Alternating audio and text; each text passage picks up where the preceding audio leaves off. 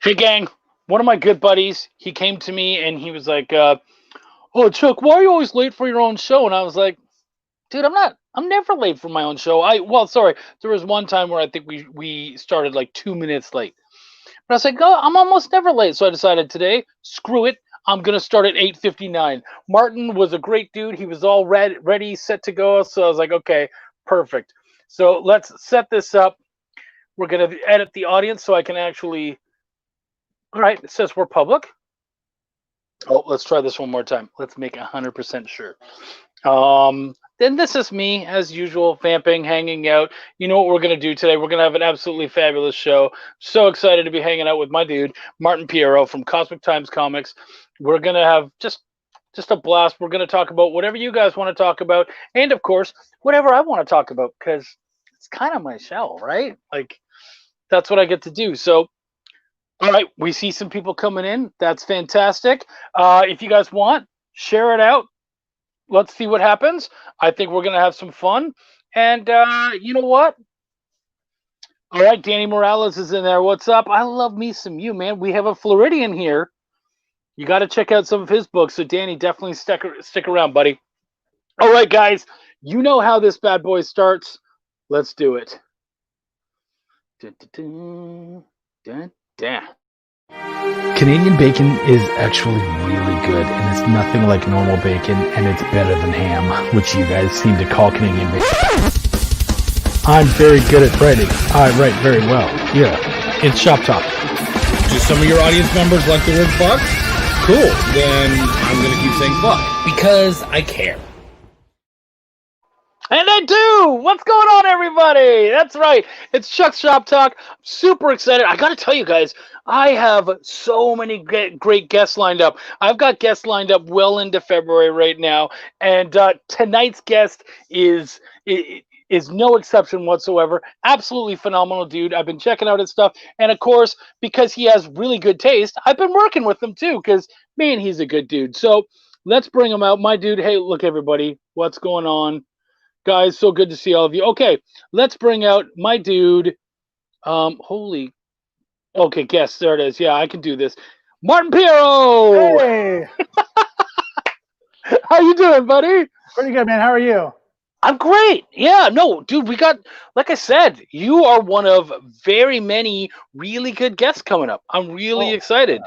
You start at the bottom and work your way up. I see how. Right. No, yeah, we got so many good things. And you know what? What I love about having you on is that even you've been doing this for what, about 12 years? Yeah. So in that time, you've actually accrued a lot of knowledge. Like you've kind of sort of spanned out and you've taken your lumps. You know what I mean? But you're still here 12 years later, fighting, making it happen. Doing my best. Doing your best. I'm in that Rocky Balboa phase now. I've already been through the Rocky 1 through 5, and now it's kind of that. Let me try to make a comeback again. You know? Are you going to be looking for your own like Apollo Creed's son or something like that? Like exactly. Except my arch-nemesis in comics. I'm going to find his son and. Yeah. But no, dude, you've got you and I worked on Decisions together. Got some stuff coming up too, right? Yeah. We do have some Star Razors is going to be so awesome. I hope so. I think so. So far, what I've read, I've enjoyed. Okay. And yeah, we worked on Decisions, which I absolutely loved. That was a tough sell, but we got it. You got it out there, and I think that when people read it, it's going to be something that they definitely get into. The slice of life stuff is tough, and that's really kind of what it is. But I think that the important thing is you wrote it honestly and you wrote it well. So because of that, your writing acumen and plus all of your work as far as not only publishing but in con creation and in running cons and stuff. Yep. I just thought, man, you have really run the breadth of what you can do without being able to draw. So I'm really interested to chat with you about all this and pick your brain and everything. What you can do is not always what you should do. That's So why don't you real quick give us your origin story as far as getting into comics and then creating comics? Okay. Well, I real quick. Actually, I have it right here. One of the first comics I ever read, Star Wars #1. That's dude. what Star Wars, all those Micronauts, that's what kind of got me into comics way back in the day. I'm gonna tell you the story real quick as fast as I can. I told it a few times. So I was collecting, you always, all kid, growing up in the 70s and the early 80s, everybody read comics. It's just what you did.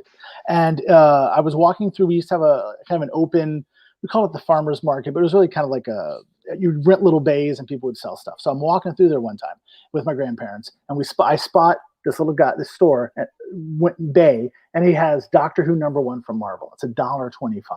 I mean, keep in mind, comics are 60 cents at the most at that point. Yeah. And to me, oh my God, I'm a huge Doctor Who fan. Nobody else was at the time. I'm a huge Doctor Who fan. Like, I have to have this. Grandma, please buy this for me. That's an expensive comic, Martin. Please buy it for me. And so she bought it for me. I talked to the guy who owned this little shop. His name was Rob Wilson. I still know him. And he actually comes and does my show every year, or when I would do the show. And he explained, well, this is, collecting comics is a different thing than just buying or reading comics. And because I wanted to take care of this $1.25 comic, that's a lot of money for a comic. So he talked about bagging and boarding, and I learned how to collect comics through him, and I became fascinated with this whole comic thing. And his store was called Metropolis Comics, so his little bay was. And I just got caught up in the whole comic scene, and I guess I'm 12, 13 years old at this point, and I decided I want to get into publishing. I want to publish my own fanzine. So back then, these kids today, what's a fanzine, mister? It was an ash can where you take a sheet of paper, like you print articles, write things, stories, comics, fold it, staple it, print it, sell it at for 25 cents or whatever at the local shop. So I created this book, Metropolis Times. And I'm like, I want Rob to sell it in his store, and he did. And after I put the first one, he goes, listen, Martin, you need to know I'm not the only comic shop in town. What? And there's like 4 other comic shops. Like, really? And so I renamed. So I wanted to sell at those stores as well. So I couldn't call it Metropolis Times anymore. So I changed the name to Cosmic Times, and that's where somebody asked about it. That's where the name came from. So how long ago was that when you came up with that name? 84, 85, Wow, right before Crisis on Infinite Earth happened, because that was the cool thing. Back then people didn't buy previews at a comic shop. There was no internet. There was no wasn't a lot of comic news. So the guys that worked at Past, Present, Future, who I still am friends with today, and the store is still in business.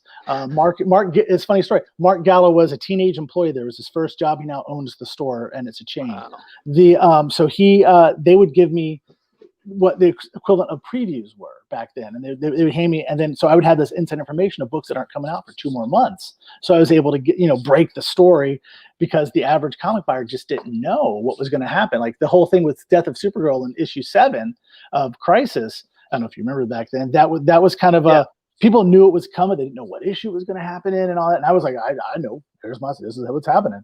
And so we kind of broke that story. And so I did that for a while. I collected comics for a while, and then this thing happened where I discovered that there's another sex. There's these things called girls, and thus the Cosmic Times kind of. Well, let's put this over here now because I got to pay for dates. And so that it got shelved. And so ultimately, I ended up going to the Art Institute of Fort Lauderdale. Worked in film and television for years. I was cutting infomercials. That's a horrible job, but I was editing infomercials. And that guy left. The guy, he closed his shop, so I needed to find a job real quick. And I took an IT job at a law firm. And IT is not what you call the most exciting career choice, but so it was a well-paying job because it's at a law firm.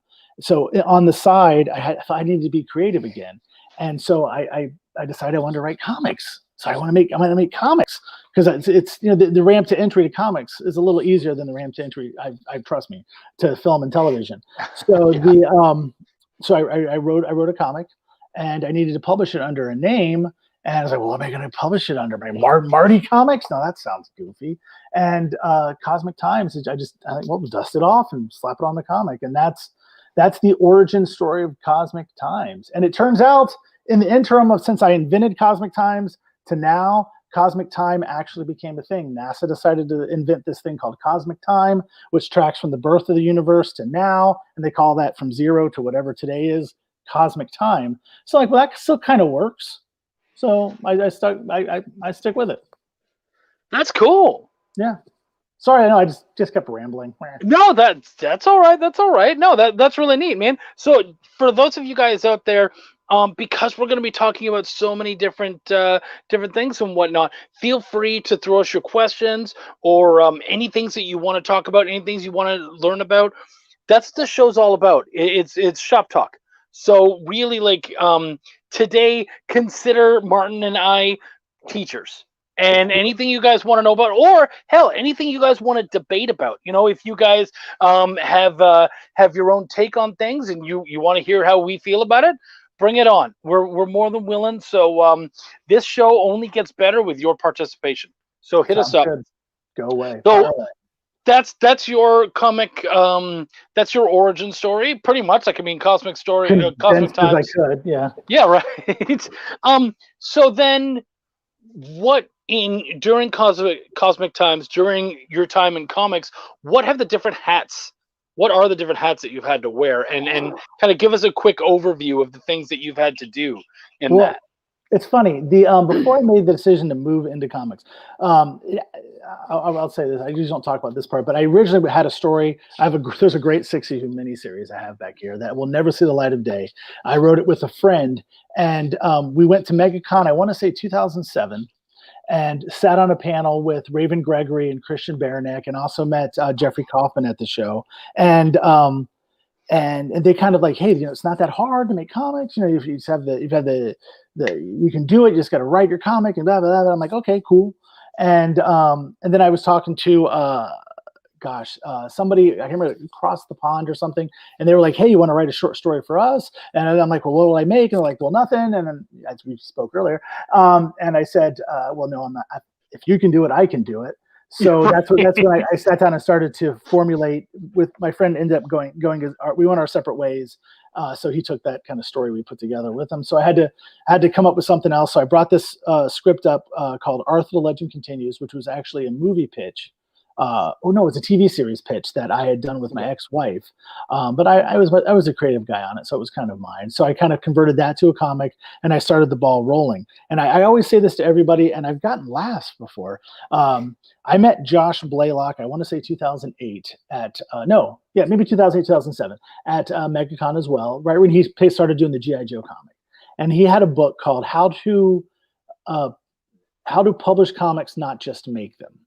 And it was his journey, and it was almost textbooky, and it was his journey in making comics. So I picked that up, and that's when I learned, well, there's a lot more to it than just writing comics. So, you know, first I was the writer, then I was, I guess, the creative director, and I had to find the talent to put the book together. And then I had to take on the hat of being the publisher. The only thing I haven't done, I think, is printing. I've lettered and colored comics too, right. But yeah, and here's the interesting fact: I almost bought a printer and became a printer too. I had gone to Kablam, and they're great folks. Folks like Ginny and Barry are great at Kablam. Oh yeah. But the system for printing digital comics is just a really big, expensive Xerox copier that you lease. And I was talking to the guy. I was about to lease a copier. I was going to convert my dining room, my old house, to be my printing area. But when you actually run the numbers on it, it came to, if the printer's not printing 24/7, you're losing money on it. So I would have to get clients, and I just wasn't ready to do that. I knew it would destroy my dining room, so I opted not to. So I was almost a printer. I was almost every single aspect of the comic book industry, but I decided that was just a bridge too far. So, but that says so much about you right there, where you said I ran the numbers and it didn't work. As much as that would have been like a fun thing for you to do, you're like, no. So I respect that in you, because so often we just jump into the pool and then we go, oh yeah, that was a terrible idea. Why did I not consider that? So I think that says something about you and your nature that's really important, is that you were willing to run the numbers and realize. So you've worn all these hats. If there was one hat, see, because I'm sure if I were to ask you what's your favorite hat, you're going to tell me it's writer. It's not correct. Oh, okay. What's your favorite hat then? I love writing. Don't get me wrong. I love writing. Two of my idols, three of my three main idols in life, Walt Disney, Jim Henson, and Jim Shooter, the former EIC of Marvel Comics. And none of those guys are really writer. Well, I guess Henson to a degree is a writer, but none of those guys are really writer. They manage the creative energies in the room. And that's something I feel a calling to do. I love writing. I love telling stories, and I still have 100 stories I want to tell. Yeah. But that whole creative management, and that's kind of where Cosmic Times stumbled. I kind of lost sight of what the vision for the company was, and I'm trying to get back to that. So yeah, so that's running the company is really where my heart is. However, I do love to write. And if I could just sit and write for somebody and they pay me, I would like that. But Right. I've tried it, and I've written for other companies, and none of them pay me. So it's easier just to do it myself, I guess, when it comes to that. So actually, I like the ringleader aspect of it all. Right. No, that makes perfect sense.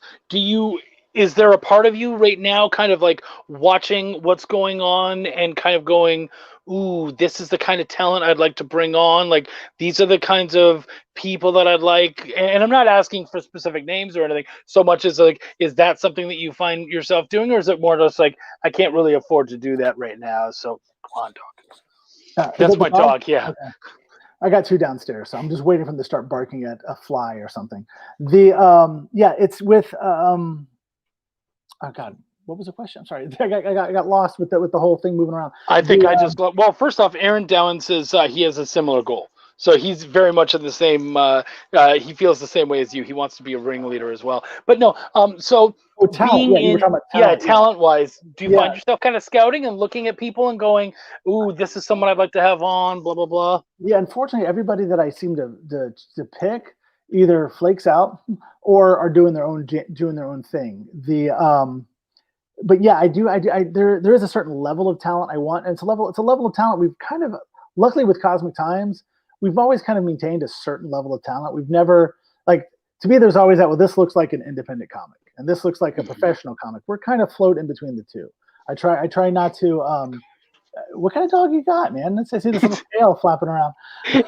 He's a big old Catahoula border collie mix. He's black and gray, and he's just decided he never comes over and hangs out with me while I'm doing these things. But today he's decided, no, I want your attention. I'm a dog guy. Maybe he senses. I don't know. That could be it. Yeah, there is a certain level. Let me say a certain level of talent I would like, and I get frustrated, and please, if this sounds egotistical, trust me, I do not have an ego, but I do get frustrated when I back some of these Kickstarter comics, and I expect, their presentation is of such, but you actually get the physical book, and it's like, couldn't you hire Chuck to edit this? I mean, it's this the sense of you should always be trying to be as professional as possible, and I see a lot of guys making excuses for why they're not. I'm like, just try harder next time. Yeah. I mean, that sounds bad. I'm sorry. That's my goal. Professionalism is my goal. You know what? It's funny. I totally agree with you, and I find myself having to clam my mouth shut. There was someone who I was chatting with recently, and they basically said, oh man, I would love to story edit and do that, but I'm not great at proofing. And I was like, well, you don't have to. They're separate things, so you're fine. He's like, well, yeah, proofing. That's why I have my wife. And I was like, huh. Too many guys use their wives as proofers. And look, I'm not saying your wife is dumb, but I am saying I caught a lot of mistakes in there.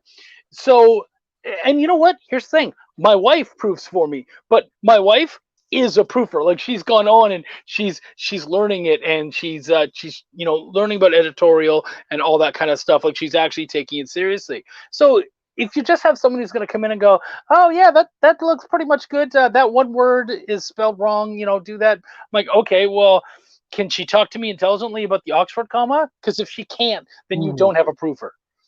The Oxford comma. I love the Oxford. I know it sounds terrible. I'm a big fan of the Oxford comma. I really am. Yeah, I've always been. There's a time and place for it. But anyways, you're right. The Oxford comma. You're right. Actually, I will give you that. To what you're saying about editors and using your family, that's always been my advice to every single person I've ever talked to in comics. If your mom says it's good, it's probably not. And your wife is not going to go, hey, I don't think you quite completed this character arc because you introduced this thing where he had the shakes early on and he couldn't hold a gun. By the end, he's holding. And you never really resolve that? Those are the kind of things an editor will do, or at least a third party who isn't. Oh, this is the best thing ever. You're so good.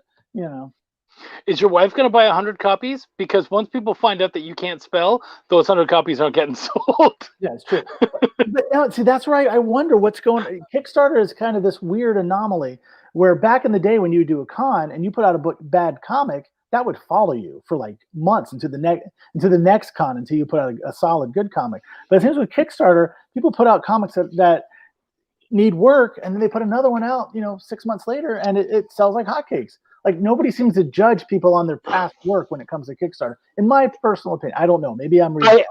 I know. You know what? I actually don't think you're wrong necessarily, and I've caught myself starting to go, I don't have the money for this, guys. I think the real problem is that fans want what they want, and they'll go to what they want. So if they liked it, regardless of spelling mistakes or whatever, they'll come back to it. But us as creators, I think a lot of times we're kind of stuck in this, I'm going to support you because I want you to keep supporting me. Yes. And luckily, I feel like you almost want to push for this hump, this, beyond that 100 backer hump. And, once you start to get up to the 200 backer area and beyond, at that point, it's a little easier to go, well, I can't support everybody who supported me, right? And then they get that. And they go, oh, okay, yeah, you're right. So, and I've started to notice that, like, once you get to that area, it's like, oh, they kind of give you the pass, and you stop getting people worrying so much about whether that person backed me. Now, of course, there's going to be sour grapes. You're going to have some people who aren't going to back you because you should have backed me. And I'm like, nah, man, if my comic wasn't for you, then don't buy it. Like, I'm going to print as many comics as I'm going to print, and sure as hell, I'm going to sell them. You know what I mean? Like, I'll make sure that they all get sold. Don't you worry about me. So don't buy it because you don't want a crappy comic. Hell, if you still want to support me, go digital. That's what I do. Yeah, you know what I mean? Well, that's the thing. Travis and I talked about this maybe like Travis Gibb, maybe 4 months ago. I was running, it was during the Decisions campaign. Somebody we know backed it, and then like a week before it was about to wrap up, we retracted their pledge. And I was like, and somebody we knew personally. I'm like, well, isn't that weird? Did I upset him or something? And he goes, well, you didn't back his project. I go, is that what we do? We don't back projects we want. We back projects because somebody else did or didn't back ours. And that just seems like, like I'm no longer buying any books written by, I don't know, Joe Quesada or whoever, or Jimmy Palmiotti because he didn't buy my book. Is that how they're going to approach life? George Lucas never bought one of my comics. Screw Star Wars. You know what? And that's ridiculous. Aaron came in. It's okay to not like stuff. Yeah, absolutely, buddy. Yes. But I'm seeing a lot of that, and it's too bad, but I think we kind of have to get our heads out of that a little bit. And you know what? I think at the end of the day, you have to remember that creators are fans too. So you need to get to them as a fan, not as a creator. One of the worst things that it gets me every time when I see when somebody's talking about a Kickstarter, they'll say, please support. I've shut you down already. I'm not listening anymore. As soon as you say, please support, you're begging. And you're playing into that thing that people say about Kickstarter already, that all you're doing is begging for money. That's not what we're doing. This is, to me, I consider it a pre-order service. You're getting your chance to get in early, and often you get exclusives that won't end up at the conventions. And it's cool to be the guy that you helped bring it to life. Whether not because you like the creator, because you believed in the project. Speaking of, I once did a panel years ago before I ever did my first Kickstarter with Michael Kingston, who does the Headlock comics, and I said, Kickstarter's hobo money. It's like begging for money with your tin cup. He got really upset about that. But I've since learned, no, I think it was Tyler James, listened to his podcast, kind of changed my perspective on what a Kickstarter is, that it's, because using the term, it's a launch of a product as opposed to it's a, please, sir, can I have a quarter? So that's kind of the mindset I've adapted. And as part of Cosmic Times, we were long before we ever did a Kickstarter, we were in Diamond. But this Kickstarter now, I kind of view it as just another piece of that puzzle. The Diamond, the Comixology, the stuff with the schools and the libraries, all that kind of ties together as part of the Kickstarter and Kickstarter is part of that whole project oversight, I guess I should say. Yeah. Yeah. And it's a promotional tool. I was talking to that guy that I mentioned before. We originally were going to do that mini series together, who's gone his own separate way. He said some negative things about Kickstarter. I'm like, bro, it's not. Even if you don't need the money to do it, it's a promotional platform. You'll find a new audience that you, and especially right now, there's no cons to find an audience at. Mm-hmm. This is a way to find an audience on the ground level, and then you start building them up to where you go next. Yep. Yeah, and you know what?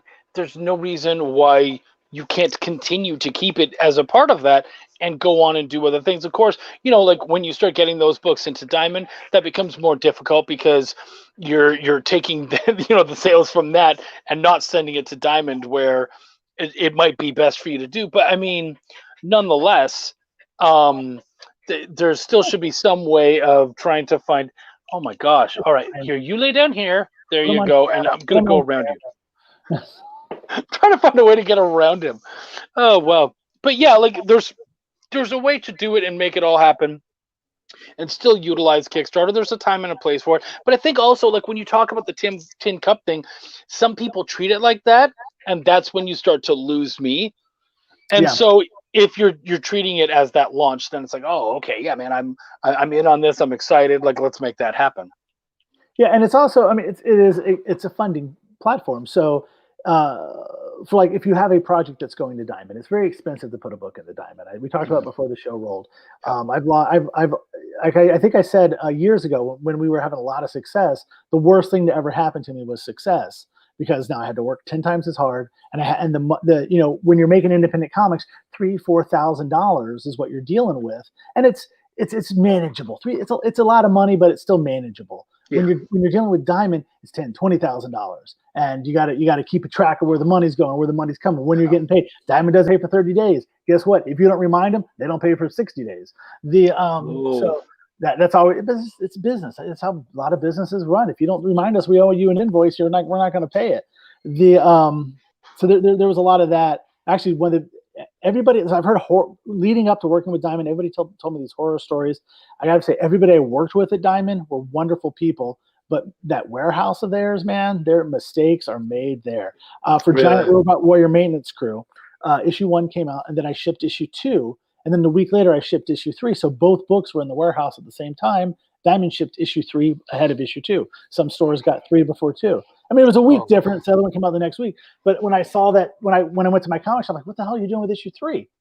Issue 2 was supposed to come out this week. Well, it was a mistake in the warehouse, and it happens, But and it's all this kind of stuff you have to manage when you're working at that level as opposed to this level. But as far as the funding thing, as you work your way, one Kickstarter makes a little more than the next, much more than the next. Then you can start using it to fund the next phase of that book's life. Like with our next project is going to be The Good, the Bad, and the Prehistoric, and a lot of that funding we're looking for is going to be to push it to the net, push the issue 2 out, and then get it, and then handle the marketing for Diamond, because marketing is expensive.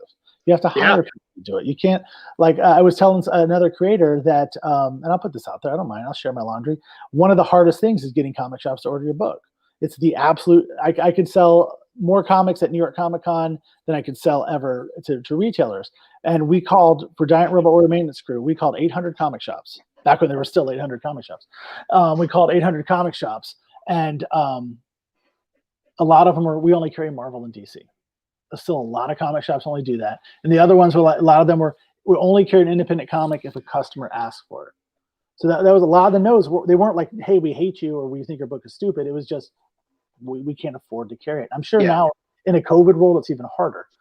There are some stores that are the anomalies that will carry tons of them. And so finding those are, and I'll talk about the business side of that later if you want to, about the business side of some of these larger. I'm always open. But some of these, in dealing with those comics, you have to find the right one, find the right person to order your book. And I'll tell you this, for all the yeses we got, when we actually saw the numbers from Diamond, comic shops lied. They didn't order the book. They said they were going to order the book, order 3 copies, 4 copies. We ran the numbers. A lot of the ones that said they were didn't. The book was still a success, so that was good. How you doing? Hey, Michaela, what's up, girl? Yeah, there's a whole business, and it's boring. Your listeners surely don't want to hear about this, but the business side of comics, it's rough. It's rough. This is a small business. You know, I say I used to work in television and I used to work in film. There's a lot of money there, so that business moves a lot faster and the wheels spin. But in the comic business, when you're dealing with such tiny profit margins and dealing with comic shops, you know, they're barely scraping by, and then trying to convince them to order your independent comic they never heard of, it's hard. So when we launched The Good, the Bad, and the Prehistoric and the Diamond, we're going to do From Blood too. We're going to we're going to have to hire somebody to handle wrangling all the comic shops and contacting them all. But again, I could talk about business. I don't think anybody cares about it. I'm probably boring your audience talking about business. Sorry. Well, but it's shop talk. But it's shop talk. Like this is the stuff we need to know about. So why don't we move away from that aspect? We talked about the hat that you most like to wear. What is the hat, if you never had to wear that one again, you would never wear it? That's a good question. Letterer. I hate lettering because I'm not good at it. But there comes a point where your budget is spent, and I look around. Are you going to letter? It's me. So I have to be the one. My dogs just can't do it. I tried. They're smart. They're not that smart. So I have to I had to letter decisions, and I didn't really want to because I wanted to look better than that. But I watched, you know, countless videos and the things. When I first lettered my first comic years ago, YouTube was barely a thing, so there was no researching how to letter comics. You have to go to websites and read all the text. I'm like, oh man, how do I make this ellipses again? So with YouTube, I was able to make it passable. Our new book, our book, The Good, the Bad, and the Prehistoric, which will be following Deep Space Tragedy onto Kickstarter. I'm hiring a letterer. That's in the budget because I want it to look as good as possible. And so the lettering is one of the things I hate the most because I'm not good at it. If I was good at it, I probably would like it. I love everything about comics, man. You know what I hate about? I'll tell you what I hate. Keeping track of stock. I have a walk-in closet in my bedroom that's full of all of our comics. And we got thousands of books because we had to overprint. And I have no clue how many of anything I have. And it's horrible. It's horrible. Even decisions. I'm still trying to keep track of how much, after I've shipped all the rewards out, what do I have left? How many do I have left? Do I have to order more? What do I have to do? I suck at that in the worst way. I feel, you know what, and for me too, that's a very similar hat. I hate the publishing aspect of it. I love working for other people. There's a lot of stuff that I don't have to worry about, and I love the creative aspect of what we do, and even editing, where people will say, well, but all you're doing is, you know, correcting mistakes. Well, that's not all I'm doing, but even if that is what I'm doing, like even if I'm just proofing, I would rather proof 100 books than have to go through the crap of, you know, doing the budgets and making sure that the shipping, you know, like do I have the shipping costs down? All that. Oh, I'm not interested. And so many people tell me, Chuck, why are you trying to get in with publishers? Well, first off, publishers add some credibility. You know what I mean? Like some of that sort of, in my mind, a lot of times what I see is that if you can tack on those little things and be like, well, I worked with these, and these, then it's like, whoa, okay. And I even have found in the creative world, like in the creator world, whenever I've made a little announcement, like I edited a book that ended up here. Whoa, holy crap. I'm like, well, it's not that big of a deal, but thank you. Right. And it does matter. And it is something that even if they haven't read your stuff, they're like, well, he did work with these guys, he did work with those guys, so he's got to be good, right? Like, let's check out his stuff. And it opens a door. So, you know, will I probably have to, you know, do my own stuff and keep publishing my own stuff down the road? I might. But the idea that I might be able to work for someone else too, that's pretty exciting. I'd love to do that, you know, and not have to worry about that crap. Well, there is an allure that I see right now going, if this gets critical or boring again, I'm sorry. There seems to be an allure right now with a lot of creators that want to get picked up by somebody. That's their goal. I'm going to put my book out. I'm going to get picked up by publisher S or publisher A. But that does, that kind of falls in that category of like, I'm going to make my comic to get that big movie deal, which is kind of part of the deal that one of these publishers promises everybody. I'm going to get a big movie check. And it's not the spirit of creation, though, is it? I mean, if you're creating just so this, not you personally, but some of the No, creators yeah, I talk to that are like, well, I don't know why they haven't picked my book up yet. My book's so good, they won't pick it up. It's like, well, maybe your book's not that good, huh? yeah. Or maybe this is just make your path your path. And if somebody approaches you, that's great. But this quest that I see a lot of guys on, it almost starting to feel a little desperate. It's starting to feel a little desperate. We're like, we Yes. live in a world right now with Kickstarter. You can create your own thing. You can and just put it out there, and people will buy it or not buy it. And to be honest, some creators, if they do it right, will make more money on their own than they would if they were going to be picked up by publisher X or publisher S or whatever. So there's that. Again, I say that as I pick up books myself, but but again, I try to find books that fit within my. That's one thing, like I spoke about before. Cosmic Times originally supposed to had a mission statement and a vision, and I got away from that because I was picking up too many other books, and I was just jumping at, oh, this is a good. I can sell this and make money with it. Where I want to have an idea. I want Cosmic Times to have an identity and have a brand to it. I don't want it just to be scattershot publishing people's works. That makes sense. No, I feel you there. And actually, Michaela brought up something really interesting. She said, I know 2 authors who got picked up by movie producers. Neither tried. The producers reached out to them because they had work out there and a lot of it. Well, first off, the question I would ask is, did their stuff actually get made or did it get optioned? Because an option is just like, I'm going to give you money and we may or may not do something with it. We'll see. And 9 times out of 10, an option doesn't turn into anything. So as far as I go, my ego is about that big. So having a movie, I would rather have the big fat movie check than if the movie ever got made or not. Give me the movie check and I can keep creating stuff. If you make my movie, that would be nice too. But I'll take that. That's something. Jonathan Hickman from Marvel. I was at Heroes Con and he was on a panel. I think I was on a panel with him actually, and somebody was asking, well, how do I get picked up by Marvel? And he said, keep making your comic. We'll find you. You don't find us. You know where we are. We're out there looking for you. We'll find those creators and we'll bring them in when they're ready to be brought into Marvel. But if you keep knocking on the Marvel door, no one's ever going to answer it. So that was his advice, and that's the thing with this movie producers. And that was kind of the same thing with getting into Diamond. I have 3 rejection letters from Diamond, and it wasn't until I ran into this is where the networking is so important.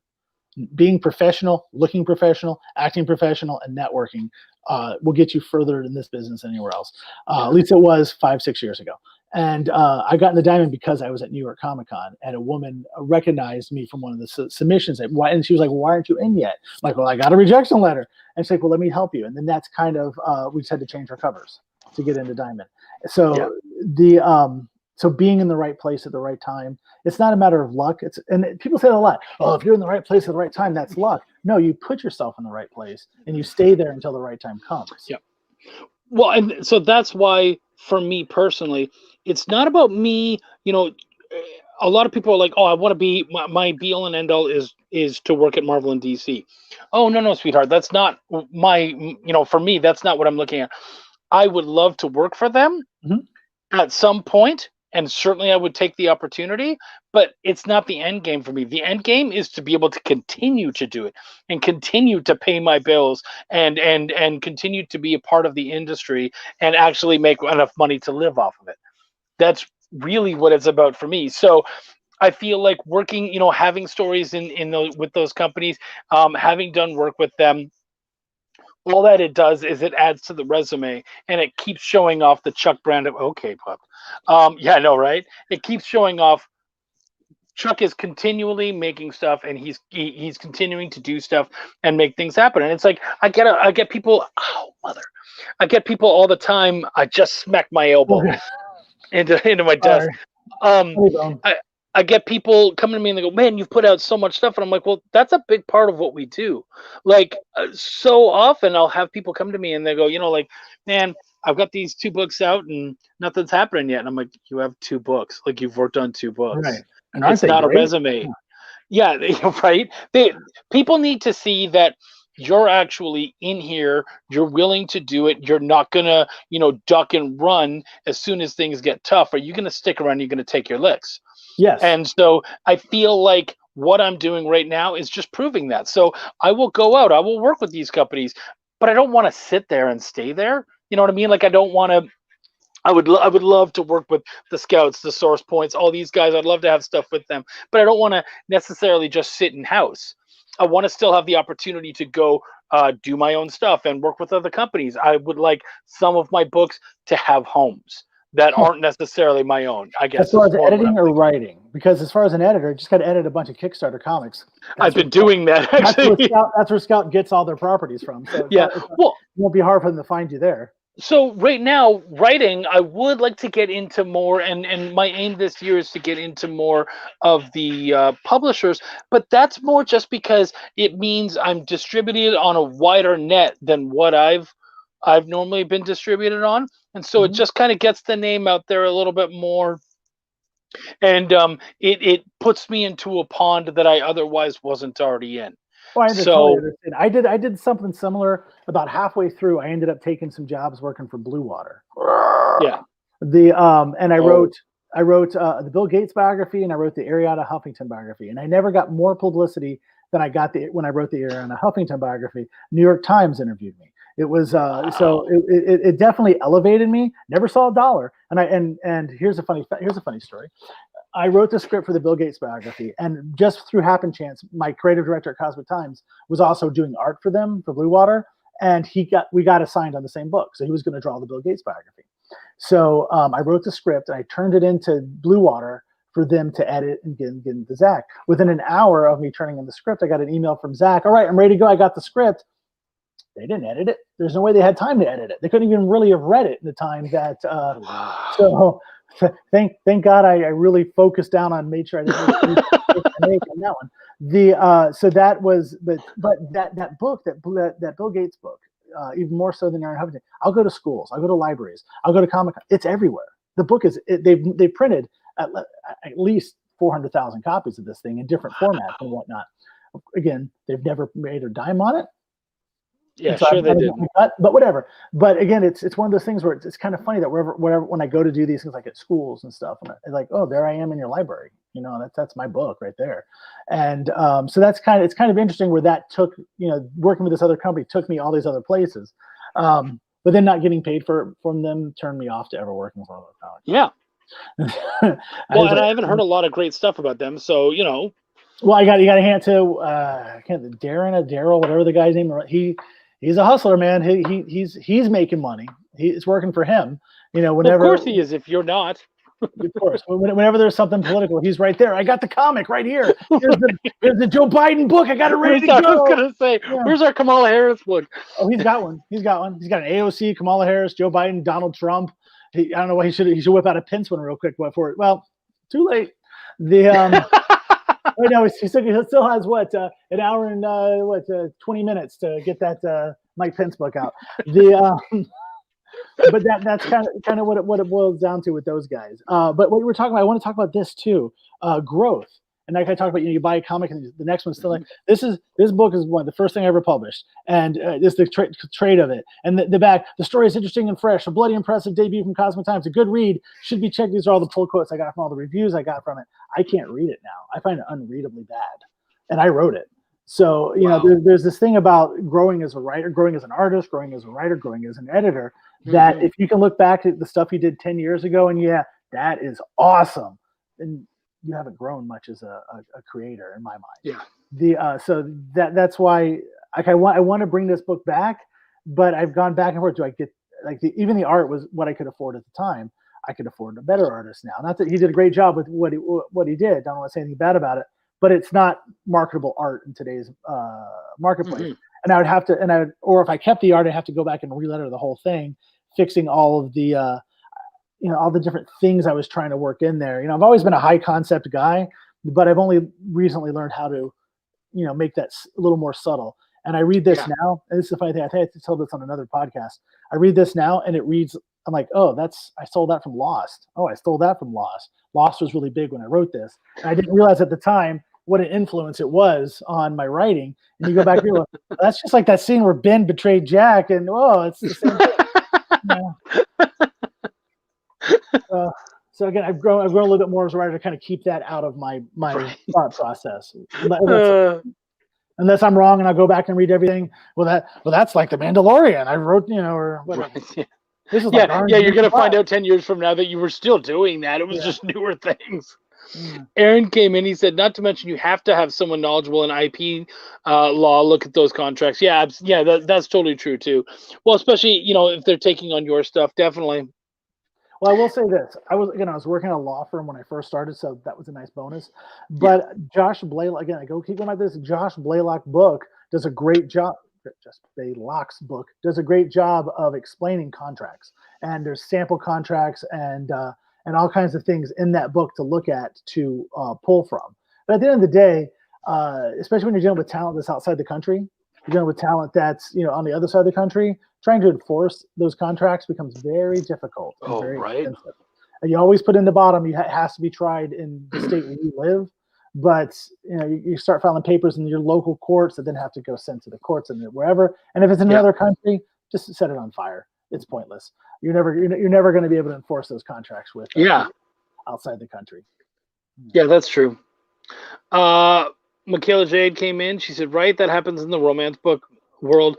People cry that they have a book out and it's not making the millions. Dude, get real. One book isn't going to make you. That's so true. Yeah, and Michaela, it's what you're doing. It's what we're all trying to do. We're trying to keep having a depth, a breadth of work, so that people can look back on you and say. So, like for me right now, it's kind of building up my writing properties, the kind of stuff I've worked on. But luckily, you can look at my editing and say, "Oh, okay, this guy's worked on an awful lot of projects. He's definitely stuck around." I think all of that stuff is really important, and of course, just trying to keep up with that and keep making that happen. You're creating the Chuck Pino brand, but then you have to ask yourself this too: what is the Chuck Pino brand? Because if you're an editor of all kinds of genre, I'm not saying this to be critical, but writing in the adult genre that you write in, the Belial, will that eventually pigeonhole you into that? So it certainly could, which is why I'm trying to start to branch out. I have some different things that I'm starting to try to look into doing. I actually have a kid's book that I've got working on. Plus, hey, what's going on, Steph? How you doing? As I was saying, I have a kid's book that I'm trying to work on. The novel Essence House, which is more of, it's not adult in the Belial sense. You know what I mean? Like, certainly it's more of a general audience as far as anyone teens and up can enjoy the book. The audience is more aimed at that age, but unless you do different projects. Yeah, exactly. So aiming at different. Yeah, so I've been trying to do that and trying not to pigeonhole myself too much. But honestly, I love doing that style of work. So if I kind of did get pigeonholed because it is a wider thing, like I still get to play in a lot of different genres. Excuse me. Oh my gosh, a lot of different genres. Then, yeah, I'm pretty good in that way. Oh, see, Essence House is sophisticated. Thank you. And let's be honest. There's a little bit of sophistication in Belial, but that's not what it's about. Yeah, that's what I was talking about. Genre and pigeonholing. That's something I wrestle with all the time. My friends do you know Creature Entertainment down in Miami? Maybe you don't. They haven't really been. I've heard the name at least. They haven't been on the scene in a while, but they're one of their lead guys is John Uola, who used to do Double Impact or High Impact Comics, and which was a big titty gun comic back in the. I just said titty. I'm sorry. It's a big. On my show, you're fine. You're playing right into what I do. You're good. A big nudie comic with girls with guns is what it was, and he would put a lot of like sexy girls. Jose Varice would do a lot of sexy girls on his cover. I was like, John, what are you doing? It's hiding your brand behind, you're just selling the Flash. You're not selling. He's like, hey, Martin, it's like bacon. You put the bacon on the hamburger. Yeah, the hamburger's tasty, but the bacon's what gets them to buy it. So my covers are the bacon for the hamburger. And I've always wrestled with the legitimacy of that kind of notion. What's up? Steph Wilson would know. Maybe we should get with the Creature guys. Talk to Juan Navarro. Right, you would totally get in that. Yeah, he owns a comic shop down in Miami called Goblin's Heist. Reach out to Juan Navarro. Jeff Wilson, you could be their bacon, my friend. Yeah. So that's something because my brand, I've always wanted my brand to be kind of that PG-13 brand. I know Decisions, like the one before you worked on, has a scene with dry anal rape in it, dry anal rape. So yeah, I saw that one. Very hard to sell that. Like, this book's got dry anal rape, kids, grab a copy. But that's kind of always like the side project. Like Kevin Laporte and I were talking about, what's your tentpole projects? And I've always kind of kept them in that PG-13 range. I kind of like Heidi. She came up with this term when we were marketing our books, calling them Pixar movies, in that the kids can read them, but the adults are going to get something out of it too. And so that's kind of where I put my flagpole. And yeah, maybe I could sell more books if the guide from Decisions was like on the cover of the book. But would it be true to what's inside the book? That's kind of the thing I wrestle with. Because in comics, more so than any other media, we're going to judge that book by the cover. Yeah. Well, and that's what. So for me, like, Welcome to the Void is still kind of that adult style as far as cursing and some of the things that we deal with, but the sexuality and all that kind of stuff, it's not in that book. So it wouldn't make sense to have those kinds of stuff in there. Ryan, what's going on, buddy? How you doing? So yeah, having that kind of stuff in there, it doesn't make as much sense. Whereas with Belial, again, I was steering away from that on the first one, and then I realized, no, Belial, this is the original creator of hell. Like, sex is totally a part of this. Why am I not playing with that right now? Sure. And so adding that into Belial, I think actually was a part of the success of number 2, and really kind of like playing into the adult of what that title is. So, but I think you're right. I think you need to be honest, because I find there's a lot of books out there where I find the covers really play into that sexuality, and then I read it and I'm like, you kind of blue-balled people here. Like, there's nothing. You got them all worked up, and then they open it up, and that's not there. And so, at the end of the day, I feel like what you're really doing is you're making comics for people to collect, not to read and enjoy. Right. And as a storyteller, I can't do that. That's not what I love. It's not why I got into this. I think that works. The hey, look at my nudie cover works for comic conventions incredibly. I think it works for and apparently it works for Kickstarter, because I look at the success of some of these books, and I'm like, is this even a book? Is this just art? But people are attracted to it. I think in the mainstream market, there is a market for it, because Boundless still makes comics with dinosaurs having sex with young women. That's a whole thing, and with nice tight shots of their feet, which I've never understood. Boundless makes them mint doing that. But every to each their own. But you're never going to get comic shops, especially in the middle of the country, where a lot of the comic shops are, to buy into that. So that's always been, like, I've tried to, with my friends from Creature, like, you can't really, the guys in Iowa aren't down with, the giant dick monster attacking the girl and stuff, Yeah. I mean, trust me, I'm sure somebody in Iowa was into that, but. Right. So Steph said if they like the cover, maybe they will read the book. And sure. I do agree with you, Steph. I think for me, fundamentally, the issue is that if you sold them one thing on the cover but delivered something different in the book, that's where I get worried myself anyways. So, like, that's why, with Belial, we were able to sell a little bit of that sex, because there was some of that in the book. Sure. And so it's okay to play with that. But I certainly couldn't sell the sex on a Welcome to the Void or on an Essence House, where those things are not a part of it whatsoever. And so I feel like that's kind of playing the old switcheroo. And I think we need to be careful with that, because, there was a guy at a convention. He would tell me, he's like, I can outsell anyone. And I watched how he sold, and it was so aggressive, where people felt like they had to buy the books. And I was like, oh, I see what you're doing. He's like, see, I can outsell anyone. I'm like, nah, you're selling that to people, but I'm telling you, that person is not coming back for issue 2.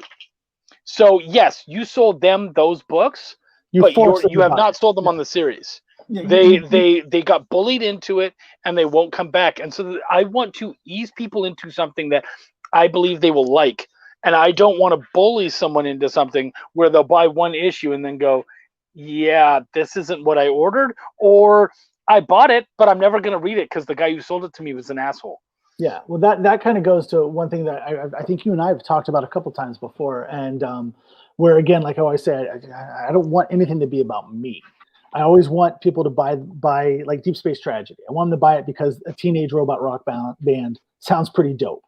They want to read that book. I don't want to buy. I mean, trust me, I'm not going to. Hey, you're supporting me as a creator. I'm going to say no. Don't give me your money. I'm going to take it, of course. But the concept of, and this is kind of new, that's kind of started with the whole Kickstarter thing, like we talked about earlier, is people supporting me because they like me. And I can still make a crappy comic just because you like me. It's not why you should really support my comic. I think you should buy it because you want to read it, or it sounds like something that you're interested in. Well, so it's weird. I think so. I want people in a way to buy my books because they like me, but it's because they like my voice. It's like they like what I bring to things, so they believe that they're gonna see that in the stories. So when they get this kind of funny, irreverent Chuck, and they're like, "Ooh, is that what you do in Belial?" Well, yeah, it is. Oh, okay, cool. Then that's what I want. So. Well, that's because then that kind of falls in that whole cult of personality thing. Like the whole Howard Stern. You like Howard Stern's radio show? Then buy his book. Go see his movie. Pick up his CDs. Buy his Fart Man action figure. It happened. So that there's that, and that's just to bring my own career. Do it. Good on you, man. That's great. Yep. But that's something I'm uncomfortable with. I'm uncomfortable with people supporting Cosmic Times, not because Cosmic Times puts out quality work, but because we like that guy Martin. I mean, he's got the gray hair and he's funny looking, but he seems nice enough. We'll support his book. Well, I guess, and this might sound hypocritical compared to what I said before, but if the personality can get them to buy the book, then the hope is that they buy it, they read it, they love what you do, and then they continue to buy it. So yeah, I don't want someone to continue to buy from me because they like my personality. Right. But I'm fine with them going, oh, Chuck is a fun guy. I'd love to read his stuff. Then they read it and they go, oh, he's actually not a terrible writer. So yeah, I'll stick around and see where this goes. Yeah, if somebody bought Decisions and then didn't like it, I would understand if they don't buy my next project. That I'm okay with that because I didn't win them over as a writer. Don't buy it because you like my cool vest. Speaking of Decisions, my friend, this right here is exactly what we both wanted to see. Oh, thanks, man. Thank you so much. Yeah. Yeah, thank you for the support too. Highly appreciated. Yeah, and I was really happy to be brought on that one. Oh. I honestly, I had a really good time with that one. It was what I liked most about Decisions is it was so different from anything else that I was seeing coming out, especially on Kickstarter. But because on Kickstarter, I think a lot of people have kind of gone, yeah, slice of life's not happening, and it is what it is, right? But it didn't do gangbusters on Kickstarter, like you said. It was a hard sell, Yep. But I feel like if people enjoy it, the hope is that they go, oh, you know what? This is a book I think you might like. Like, I hope that it's one of those ones that gets passed around enough that people then are like, okay, cool, I have to buy my own, or I have to get a copy, or I should buy a copy for this person because I really feel like this story would help them a lot. Well, that's the thing with Decisions. I think I talked about when we first did the book. I've done four. That's the fourth one I've done. And it's always been, if I've had something I want to say and I just can't figure how to make it work inside of, one of the fictional books we're working on, like Teenage Robot Rock Band or, Dinosaurs and Cowboys, I just put it out there in Decisions, and I just said it, there's a little bit of metaphysical fantasy to it, but ultimately I'm just trying to, one of the stories was me working through something. Another story was just because I'm sure you've picked up by now. One of my hallmarks in life is personal responsibility, and that was kind of what I was trying to tell with the Decisions books. That everything falls on you ultimately. So that's. I would say the two big the two big hallmarks of Martin Pierro are that and a love of Star Trek. I used to love Star Trek. Okay, fair enough. Steph says, be a whore, but a classy whore. I feel you there. I like what Josh says here. He says personality draws people, but your work keeps them, and that's kind of what I was trying to say. Okay. That's a very good way of saying it, Josh. I agree with you there. Yeah, Poor Steph. He bought Bilal because of me. I'm sorry, buddy. Well, let's hope 2 makes it worth your while. What else do we got more stuff going on? Step 1 is gave names to my characters. Step 2 is I'm currently writing measurements that fit for my own characters. So you know what, man? Let's talk about writing on this one. I would like to let's do. Yeah, you know what? You go first. I want to hear your take on what he's saying right here. Ryan, please don't take this in any way that I'm criticizing. Everybody's got their own method for creation. My thing for when you're writing a story should always be, what do you want to say? What's your what is the point you're trying to get across with your story? Is it just a fun action adventure story? Are you trying to tell a message? What is the end game of you're starting this process? What's your ultimate end game? And to me, that should always supersede your quote unquote characters. Writing characters comes from, I'm hired by Marvel, I have to write the Fantastic Four. Well, those are the characters I'm given, and I have to work within those parameters. But when you create I've always said this before. I've talked to Barbara Kessel about it. Whenever you create your universe ahead of what you want to say with your story, you become a slave to your universe. You become a slave to these characters, and you lose the ability to stretch and grow and create your story. It's just like I always talk about Star Wars. When George Lucas wrote the first Star Wars, I had this great plan. No, you didn't. No, you didn't. It was because the first one wasn't. When it was first released, it did not say Episode 4 at the beginning of it. It just kind of began. So this concept, but he created this world that fit the narrative he was telling of a farm boy who wants to leave home, who then ends up having to save the princess, and now he has to blow up the Death Star. All these things kind of just happen to him. I know he followed kind of the format of Kurosawa's Hidden Fortress and all that, but ultimately that was the story he wanted to tell, and then the world builds around it. Well, you need to have a villain. Well, that'll be Darth Vader. He's this guy that breathes. Then we have, but that's not scary enough. So I have this like old man who's also his boss, and then we'll have this giant space ball that blows things up. And the story element should come from, in my opinion, this is totally how I write, should come from the story you need to tell. And once you set those big story Bibles before you even write your story, now, well, I wanted to do this, but we can't do that because the planet has this atmosphere. No, it doesn't. It's your world. Change it. You don't become tied down to these initial concepts and initial ideas. It's not canon until it's published. It's what I tell everybody all the time. Yeah, that's the thing. Yeah, and then they become, and I think a lot of it comes from people playing video games or role-playing games where you set up your characters and all that stuff in advance before you play. And then the world kind of builds around that. Where I think when you're storytelling, it should be a little more, a little more flexible. Like we're working on a book. I don't want to talk too much about it. Called Star Raisers, and I had certain archetypes I wanted to do. Because the concept of this book I'm working on is I wanted to do something that's kind of an homage to the Rankin Bass cartoons of the late '80s. You had Thundercats, Silverhawks, and what's the fish one? So Tiger Sharks, and then and so the follow.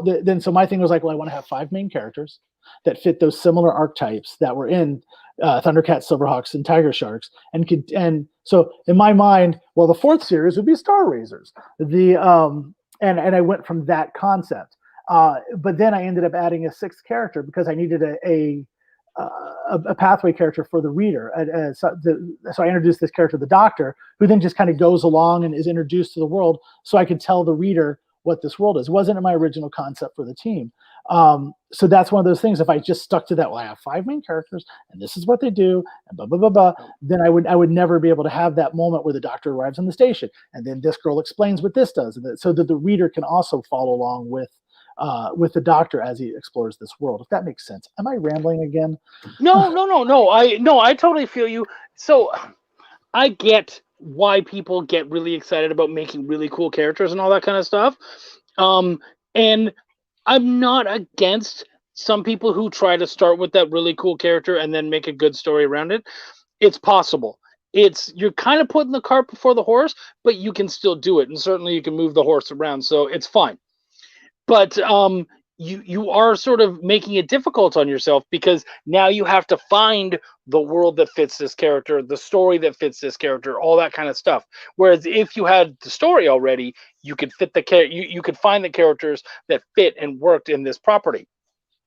So sometimes what you might find is that you have all these cool characters, and some people just love to make characters, and then it's like, all right, well, maybe they don't fit in this one. Maybe hold them off, use some of these ones for that story, and then when you have a different story, you can bring those characters into something else. So I get that, but and I'm very much in the same boat as you, Martin, where I would rather create the story and then build the characters up around Right. it and make the characters kind of add and help to that story.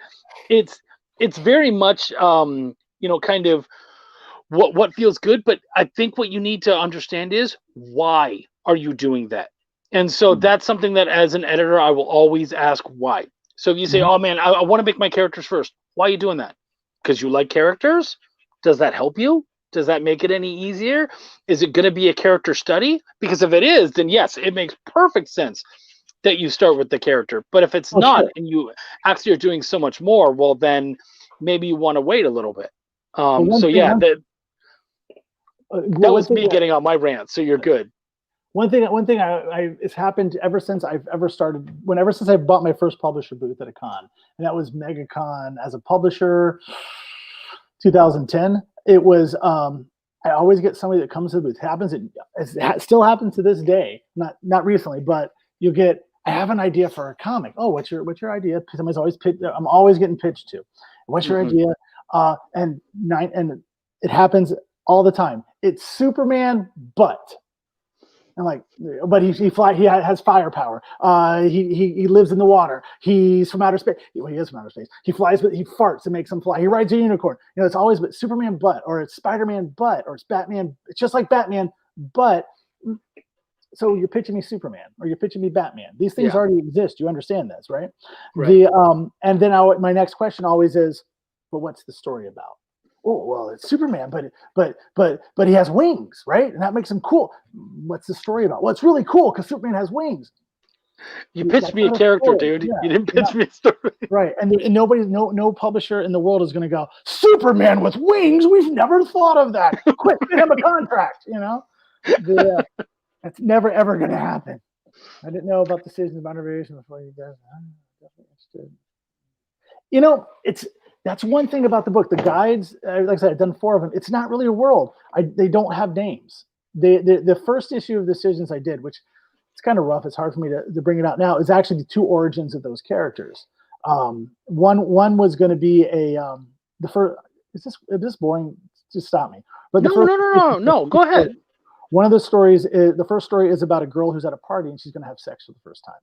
And then she gets pregnant. And our female guide is the result of that pregnancy and the horrible life she had because I'm a big, hey, teenage girls, please don't get pregnant. Wait till you're 21. And the horrible life she had. I'm saying that I have a 26-year-old son, so just think about that. But you get these. So she came from that. So she comes to her and convinces her mother, don't do it. Don't like one of my favorite lines from that book is, you don't even know his last name. You're going to let him in your body. You don't know his last name. This whole thing because he leaves her and whatnot. So then she never gets born because she stops her mother from doing that. And then the second story is about a guy who just got divorced, which I had just gotten divorced, and he's thinking about killing himself. And his son from his future relationship comes and says, "Hey, please don't do this, or I won't be born." And he asks his son, "Does the pain ever? Have you ever been divorced, Chuck?" No. Please don't. And he asks, "Does the pain ever go away?" And the truth is, it doesn't. The pain of this is going to get really deep, but no, I'm interested in this. The thing with a divorce is, if your wife, God forbid, stepped out and got hit by a train, everybody would be like, "Oh, Chuck, I'm so sorry." And they come around you, "Chuck, man, oh God, I'm so sorry." And for years, you still be going, "How you holding up, buddy?" When you get divorced, everybody's like, well, move on. There's more fish in the sea. Well, no, this person I loved and cared about is no longer in my life and never will be again. I'll never see them again. It's the same. I didn't want to get divorced. It's the same thing as somebody dying. And he asked his son, "Is the pain ever going to go away?" And his son had to tell him the truth. Like, no, it doesn't really go away. It lessens, but it never. And so he kills himself. And so ultimately you have his son and this girl from this teenage pregnancy who will never be born. and those become our guides that then follow through the rest of the series. So that's the origin story of Decisions. That's why they don't have names. Martin, is there any way I can get those originals? Yeah, you know what? Those were going to be stretch goals as the Decisions Kickstarter made more money. I was going to reprint them. I will reprint them again. I don't have any copies available now. They're both black and white because that's what you did back early when I was first starting out. The rough, my writing wasn't as good as it is now, and we didn't, I was younger. I was 10 years younger, 11 years younger, 12 years younger. I didn't know what I know now. So I will put them out with the caveat of please don't judge me by the writing in those books, because they are, they're not where I am now. And we made a really bad mistake with that book. I didn't think about it. We had a scene, the girl who gets pregnant at the party, she sees different options. Like, well, she can get an abortion. She can put it up for adoption. She can do this. And every situation ended bad. Like, there was no good way out of it. Like, she gets the abortion, but it was a botched abortion. Now she can't get pregnant. She puts the kid up for adoption. The adopted dad molest her. She keeps the kid, and her life goes in this spiral that her mother ends up taking custody of the kid. So there's never a point where, so that's why she chooses not to. But we did this. There's a scene where there's an abortion taking place, and Zach, is the first thing he ever drew for me. He really drew it graphic, man. The guy's he's like elbow deep in her vagina. He's giving that abortion to her, and without thinking, it landed on the staple. So whenever anybody opened the book at a con, that's what they saw. Like, oh my God! So yeah, so we oops. I'm like, it's not an abortion comic. I promise you, it's not about abortion.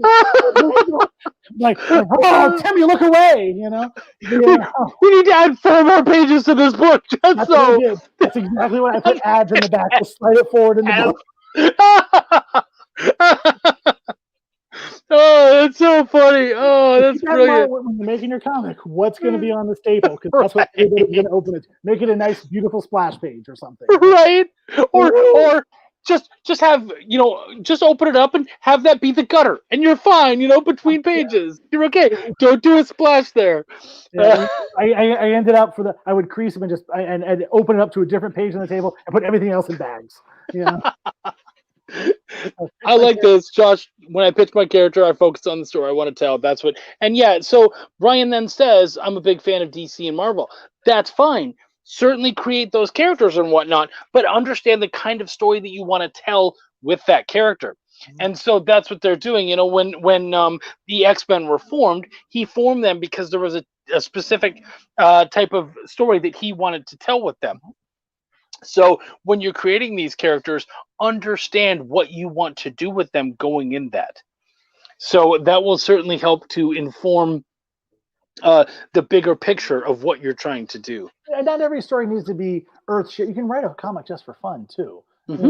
You don't have to tell allegories like X-Men. This is an allegory for the civil rights movement and whatnot. Yeah, because they're all.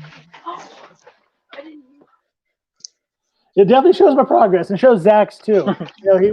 He here's an interesting story. I met Zach Bassett. There's a show in Orlando called FX, and I think I had 2 issues of Arthur out, maybe just 1 at the time, and I knew I needed to expand the line because you can sell 100 copies of one book, and that's not really going to cover your cost. You have to have more titles or at least more books. And I was looking to expand, and Zach came up, and his thing was, I just want to work. I just want to work. And I'm like, well, I want to work too. Let's work together. So, he didn't come up with like, I'm the greatest of all time, or you need to hire me because of this. But he's like, I just want to work, man. If you got work, I'll do it. He had just graduated from SCAD, so I'm sure he had debts to pay. And he got tricked into moving into Florida. Actually, this is an interesting story. He got tricked into moving into Florida from Denver, where he lived, by an unscrupulous comic creator that we mentioned before we started rolling on camera here, who tricked him into moving into Florida to join his studio, and it did not go well. So that's why Zach didn't stay in Florida that long. But he was just looking for work. He was looking for work, and I was happy to give it to him. So it's some of his first work as well. Like his work in From Blood is much better than it was in that first Decisions, and his work now, like when this Dinosaur and Cowboy book comes out, is much better as well. So you'll see a growth in the artist too. Another one that you've got on board is Michael Dorman, who I absolutely love his work too. Yes. Oh my gosh. When he, I think you recommended him to me. He had some sample pages, and he was online saying, "I just want to work." I'm like, well, I can give you 8 pages in this book I got called Decisions. He charges what he's worth. So if anybody's thinking about hiring Michael, just let you know he charges what he's worth. Actually, he charges a little less than what he's worth, but he definitely wants a fair rate for his work, and I'm happy to give it because he was professional. He understood the script. He was in the States, so there wasn't that language barrier. Like there is people from Canada. You can never talk to those people. They don't speak. Those guys, man, don't get me started. Do not get me started. Going oot in a boot. What is poutine? Is that even a thing? Do you eat poutine? I love poutine, absolutely. Yeah, my other friends from Canada, I'm like, I look at like that looks like somebody threw up on my French fries. Take it back. Yeah, it doesn't look edible at all, but it's amazing. But sorry, I don't mean to off track there. But yeah, Michael Dorman, great guy, highly professional. He's actually working on the last 2 pieces for that Previous Decisions Kickstarter, the sketch covers. I had to wait till they printed, so he's doing those now. And once he ships those out to me, that'll be the end of that. There's just 2 people waiting on sketch covers, and that's it. Oh, that's awesome. That's got to feel good to have that pretty much done.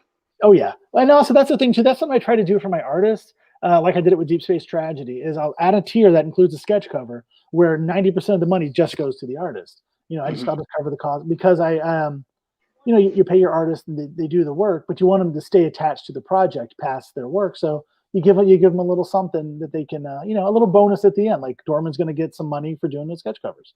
So, and I'm happy to give it to him because he did a great job on the book. He's given me a premium I can sell to my customers, and everybody leaves happy. And that's what I try to do with everybody. At least when we part ways, at least we're happy.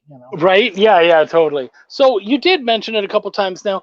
Why don't you pitch us Deep Space Tragedy? Tell us about that, please. Oh my gosh, Deep Space Tragedy! It is actually one of the most successful books we've ever done, and now it's one of the most successful. In a couple of days, it's going to be the most successful Kickstarter we've ever done. It is the story in a nutshell. It's a teenage robot rock band on the run. It was the brainchild of Michael Wagner. I met Mike Wagner 2011, I think, and I approached him to do a book for me, and he said, "No, I can't." I'm like, "What? I'm offering you work." He's like, "No, I don't think I can hit your deadlines." I'm like, "That's fair. That's honest. Thank you." And a year later, I met up with him again. He's like, and he had this book, Deep Space Tragedy. I'm like, "I love this. I love this concept." And he didn't really know where it was going. So we sat down, we worked together, and we figured out where it was going to go, how the story was going to develop. And the grew into this story of the using rock and roll to fight for freedom. And that's kind of what happens. The story is about it's a slight allegory for human trafficking, where the leader of this planet, his name is Kano, and he's trying to brainwash all of the robots to becoming slaves. They're all sentient robots. Guess what? I love Transformers. So does Mike. So and if I showed you Transformers, I won't bring them down. So that was we have this love for Transformers. So we put this idea together, and this Kano, this main character, wants to brainwash these bots, sell them into slavery. And rock and roll is not about that. Rock and roll is about freedom. It's about kind of this being yourself, having your own thoughts, your own ideas, freedom. And that's really what the whole story is about, freedom of thought. But that's a little deeper level as well. And so the bots from Deep Space Tragedy come to the planet Cog to play a concert. They end up getting tied up trying to free all the robots of Cog, and that's our story through the power of rock and roll. Now the thing was, he did the first issue, and that's how we all started. And we started developing the story and adding all these elements into it. And we got to the 4th issue, and the dang thing's triple sized because we had all these concepts. And I saw somebody mention Transformers. It's hard for me to read. Somebody mentioned Transformers. Yeah. Martin in disguise. Yeah, there's actually a huge Transformers reference at the end where not going to spoil it, one of the robots kind of if anybody knows Transformers from 1986, spoiler for that movie, at the end of it, Hot Rod turns into Rodimus Prime. He becomes bigger, and I know. And that's actually that happens to one of the characters in Deep Space Tragedy. He goes on this journey of becoming more mature. So there's a lot of Transformers elements, and because there's so many Transformers elements, and because we love Transformers so much, and Mike's art resembles kind of Nick Roach's Transformers art, I ended up, for the variant covers for all 4 issues, are all, with the exception of one, are all by Transformer artists. The issue 1 is by Andrew. The issue 1 variant is by Andrew Wildman, who did Transformers in the 1980s and 1990s. Issue 2 is my favorite. Jose Delba, who did Transformers in the 80s, did this awesome cover. And it's our bots done in that 80s Transformers style. And he actually gave me the original art. I paid him a lot of money, but I didn't know I was getting the original art. He presented it to me he's an old Argentinian guy. He's like, here you go. Like, oh, I mean, Right. he did Wonder Woman for like 10 years, Transformers in the 80s. Wow. Issue 3, I approached the guy who did the cover. I don't care. I'll call him out. I approached the guy who did the cover for Transformers #5. And if you're familiar, it's this great painting of Shockwave. And it says, the Transformers are all dead. We put it in the wall with his gun. And I was hiring him to recreate that using our characters. And he had a price. And like, okay, we agreed on it. And he's like, oh, is this going to be for a cover? Well, it's going to be a lot more if it's going to be for a cover. I'm like, is it harder to draw it because it's for a cover? Is that what you need to charge more? Right. So I was like, we're good. And that's why I hooked up with Jamie Jones, who was just starting out at that time. He does the Baboon and other comics, monkeys fighting robots or something. And so he did the variant. He did the variant cover. I think I have it here. He did the variant cover as a tribute to Transformers #5. So Okay. Because spoiler, something happens at Deep Space Tragedy in issue 2. So issues 2 to 3, Deep Space Tragedy are all dead. And then issue 4 had a variant cover by Alex Milne. By that point, sales through Diamond just weren't where they needed to be. So we've never released it. So this will be the first time the Transformer variant for issue 4 has ever been released, and that's going to be in this Kickstarter. Woo! There's my pitch. I mean, you sold them. They're great. All the covers are all on the website. I'm actually going to start posting one a day on social, maybe 2 a day on social media now, just to really put them out there. I think I have that Andrew Wildman cover. I don't have it here. Is amazing. He turned in something like, it blew my mind how good it was. And so that was, and the thing about that Delbo piece, when Delbo did that, Mike Wagner had just been in an auto accident. He actually got crushed. They had to cut him open and rearrange his organs. Ooh. He got stuck between the wall and the car.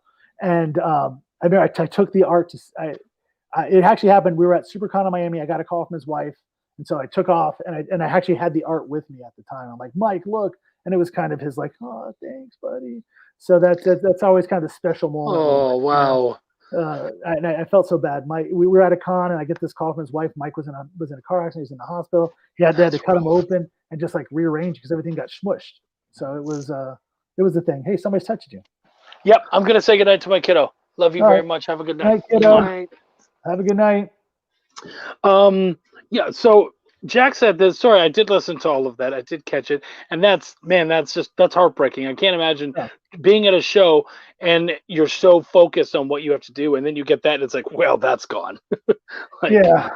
And the thing was down in SuperCon, Mike and I, it's like a family down. All those guys down there. Every time we'd see him, and everybody was like, "Oh my God, what happened to Mike?" And like, it's funny. I did the one show in Florida. I did 2019's MegaCon, and I really felt that family aspect. So many of the people there. That was really cool to temporarily be a part of that family. It was really neat. Jack came in. Jack's been, by the way, Jack, thank you. You've had so much cool stuff to say. You've been great. He said, Chuck, did Martin make you happy? You know what? He did, because you did. And here's why. You said, how much is it going to cost? I threw you my regular number, and you were like, "Oh, well, that's a little more than I usually pay, I believe, for editing." And I was, but you were like, "No, let's try you out. Let's do it." Mm-hmm. So there was no argument there. And I do admit that sometimes I'm not cheap necessarily. You shouldn't be. You do good work. Right. Well, thank you. And that was the other thing, is that because you came to me with that particular story and you said, "Look, I can't take this story any further. I need someone to really come at it." And I was like, "Okay, cool." And I did. And to your credit, you like rolled right with it, and you're like, "Okay, great. I love what you're doing. I'm really happy." And I always, the anxiety kind of kicks in when I start working with someone new, because you go, how much pushback am I going to get from this guy? Like, I'm always worried, how much do I have to fight with this person? Because at the end of the day, let's be completely like 1,000% honest. Throw it out there, guys. If someone wants a fight, I'm not going to give it to them. If you want to put out a shitty comic, I'll let you. I'm going to do my best to make sure it doesn't happen, because I really don't want my name on that. But guess what? I don't have to talk about it.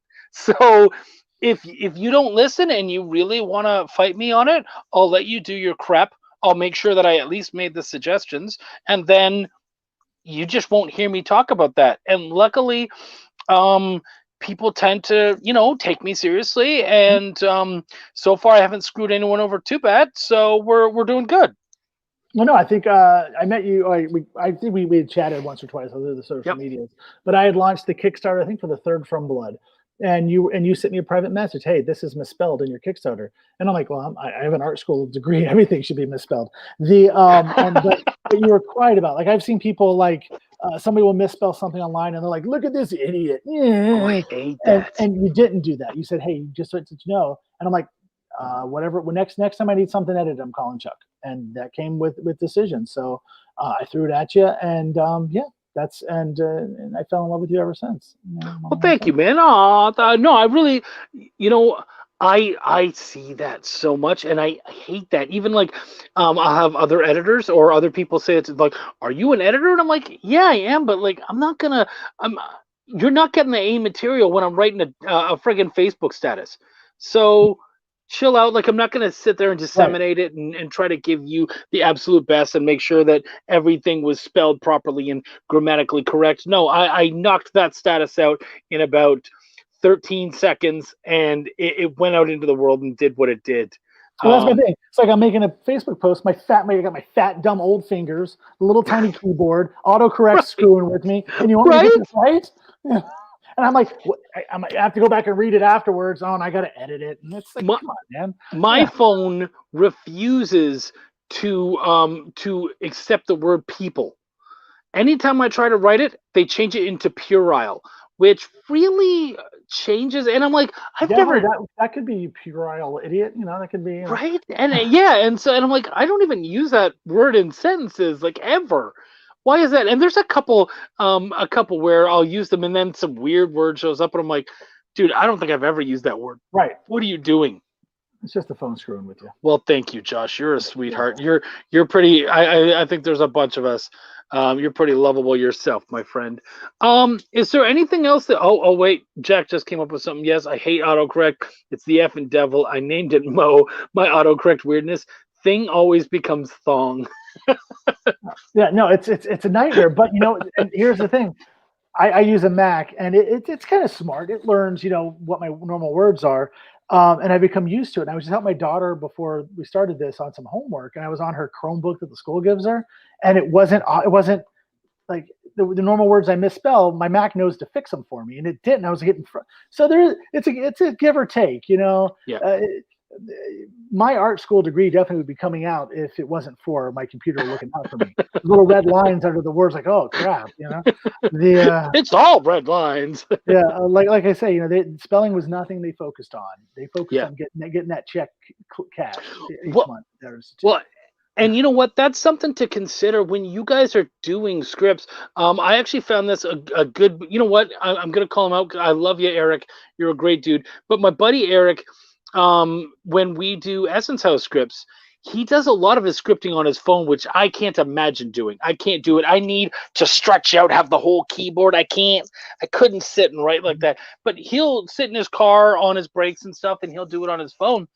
And because of autocorrect, there's no misspelling there whatsoever. Oh, a lot of times there is definitely the wrong word. And even like going through it now, we're going through it for the novelization. I'm like, oh, no, that was supposed to be open, not upon. Right.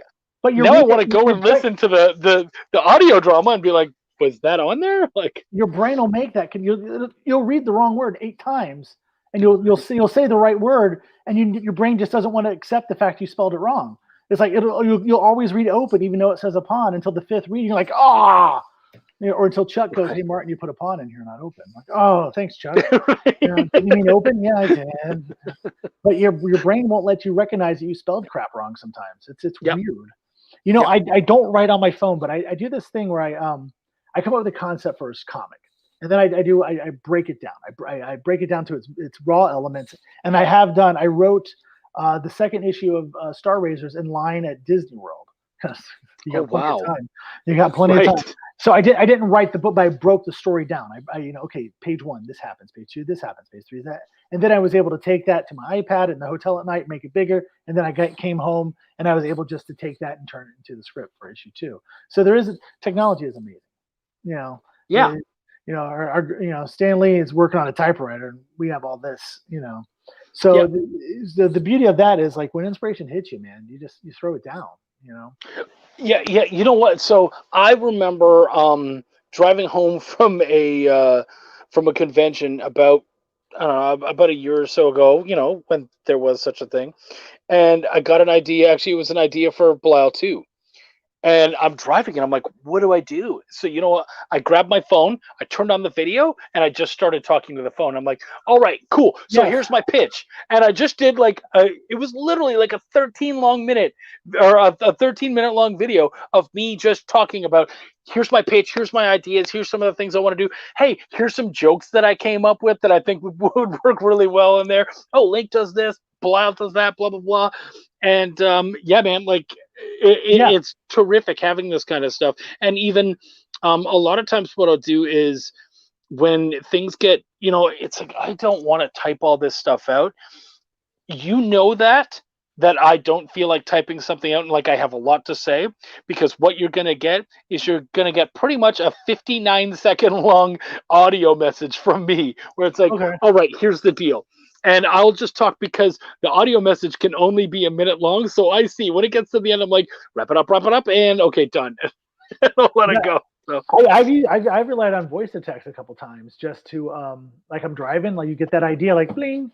And if obviously nobody has access to it, but if you ever had access to my cloud, it's full of one-page ideas, scraps of stories, and pieces of elements. And that's kind of what Star Raisers was. I want to do something like a Rankin Bass cartoon, and that just was out there bouncing around. And so it was actually supposed to be called Star Blades, but then somebody else had that title, so I had to change it. Oh no, I like Star Raisers. Yeah, I've grown on me, and the S and the R kind of make a cool logo. So right? Yeah. No, I like that. Yeah. Jack says, Chuck, please post that video on Facebook. All right. Once everybody has gotten their copies of Belial 2, then I'll consider putting up the video. How many issues is Belial? It's going to be 4. Okay, fourth two issue. is the one that just came out. That's your stretch goal. You want to see the video? Get me to $15,000. Right? Yeah. That's not a terrible idea. Every day if you want to see that video. Right? Actually, that's not a bad idea at all, man. Yeah. And we're, 2 is coming together nicely. I'm really excited. Hoping to have that. I think Greg is just finishing up the last pages, and Sean is doing the inking. And that's the nice thing. We don't have a colorist. So from there, it's just lettering, bada bing, bada boom, and get it sent out there. All of our covers are done and taken care of. So, yeah. Who are you printing with? You want me to ask or no? Can we talk about that? No, you can do. I'm going through Heroes and Villains in. I don't know. We're gonna write that down. Heroes and Villains in Arizona.